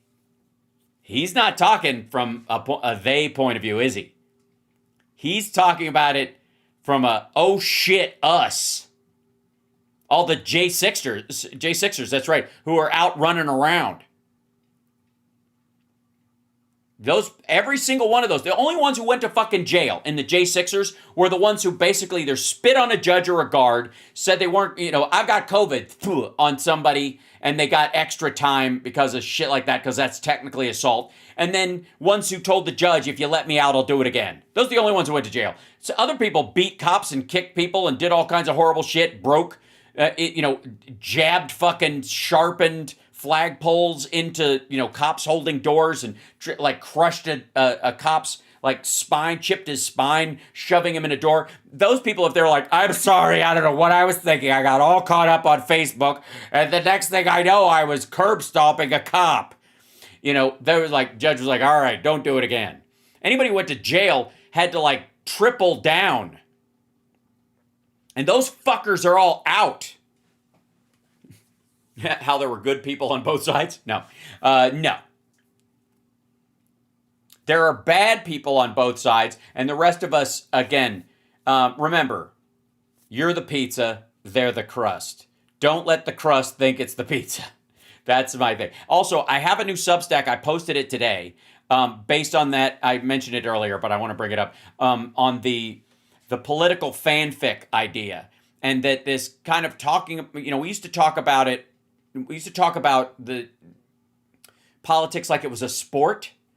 And now we talk about it like it's a TV series. And it's interesting that Glenn kind of recognized that as well, that there's this still kind of this cartoonish idea that if you have a revolution, it's going to be fucking awesome. And it's not. A lot of people are going to die. And the one thing I want to keep bringing up and remind people is that when the French Revolution happened, did they topple their leadership and cut their heads off? Yes. But 70% of the people who were killed were poor people, average citizens.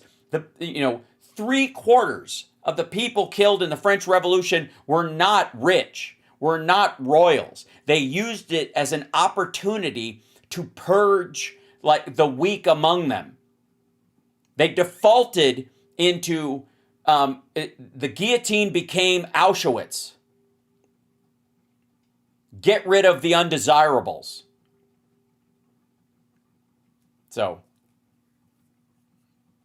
best country song is "Driveway" by Dusty Show. I gotta say, I like bluegrass, so I don't know that many country songs. And I think the one that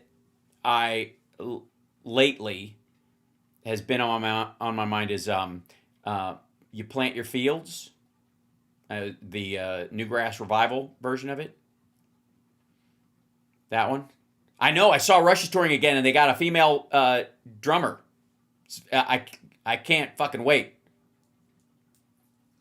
I saw Bob Seska posted about it. I'm like, dude, we need tickets. We got to go. My father said, some things you learn by only doing when it comes your turn. Everything comes around, so be ready if you can. Prepare your heart like the farmer turns his land. And you plant your fields when the spring is tender. When the summer beats down, you pray for rain. You hope for the harvest through the long cold winter. And then you plant your fields again. That one. It comes up a lot for me. It's one of those songs that's in heavy rotation. Summer is a saint. Is it true? Why? Because she puts up with my singing randomly. Yeah. Saw Rush every tour since 1998. That's amazing. 1980? Was that what? Yeah. I saw Kiss every tour since 1980. Man, I gotta say, before I sign off, I walked upstairs earlier and Summer had gotten back from the gym or whatever, and she'd eaten something and had the TV on, and they were playing the documentary of Ozzy's last days that the BBC put out about him moving home to England and preparing for the final concert, and then his death, and everybody saying goodbye and the funeral procession, and I was a fucking mess. And then they ended it with Mama, I'm Coming Home. They played a version of it that was like an acoustic version that he had recorded. And I have to say there's like it just hit me in the chest like a sledgehammer.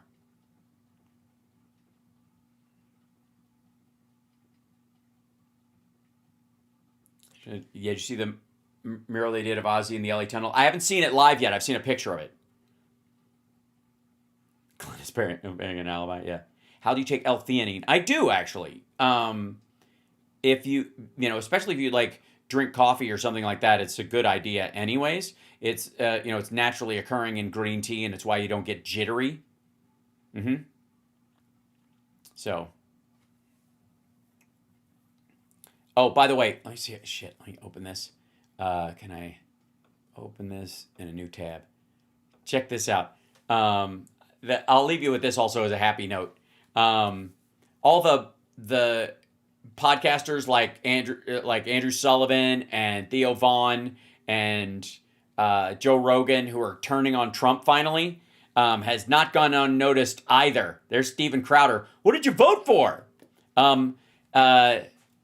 They actually didn't. They didn't, by and large, vote for this shit. They voted as macho dickheads.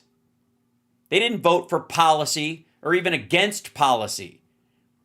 They voted from a place of emotion and psychological weakness. So yeah, they voted for an overly emotional, psychologically weak man whose brain is turning to tapioca.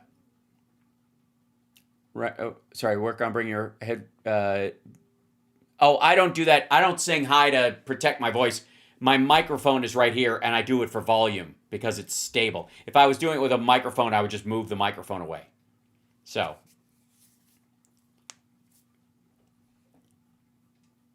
Yeah, they voted for bro culture. They voted for more UFC. Exactly. It's just stupid. So, I had to go back and listen to Hal sing that Newgrass Revival song, man. Awesome. I've been listening to them since my friend got a banjo in '82. Those are family friends. They're, my dad knows those guys very well. Sam Bush is a dear friend. And Bela and Jerry Douglas and John Cowan. Yeah, just amazing. All right, I'm going to let you guys go. You're awesome. Take care of yourself and take care of somebody else. And I'm going to, let's see, let's chill our way out. I feel like we should, where is it? I know I have it somewhere. Yeah,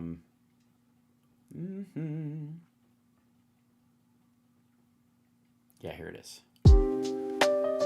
There we go. It's a Tuesday, man.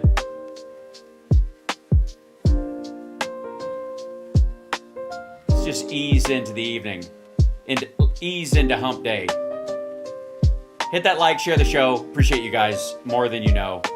You're awesome.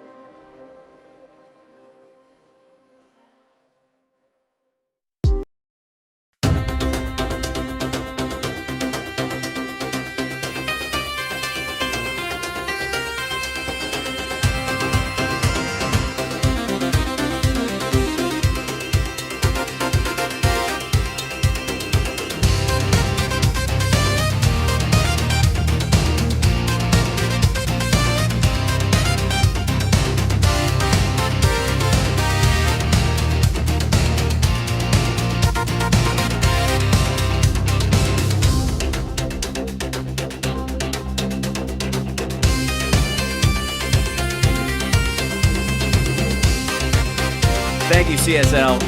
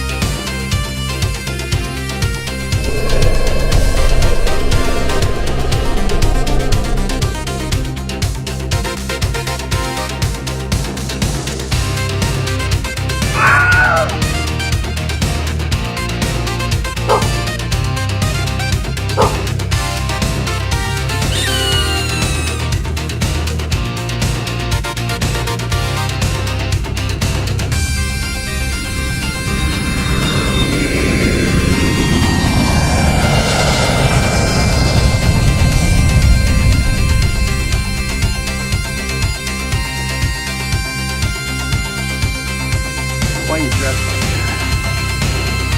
Oh, hello there! He's Junior, see? He's Junior, see?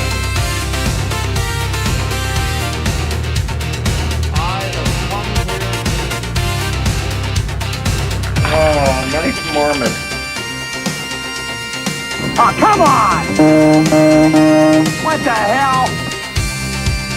Okay, you know, you guys aren't privy to all the new shit, so, you know, but hey, that's what you pay me for. I'm getting whiplash from my burps, eh?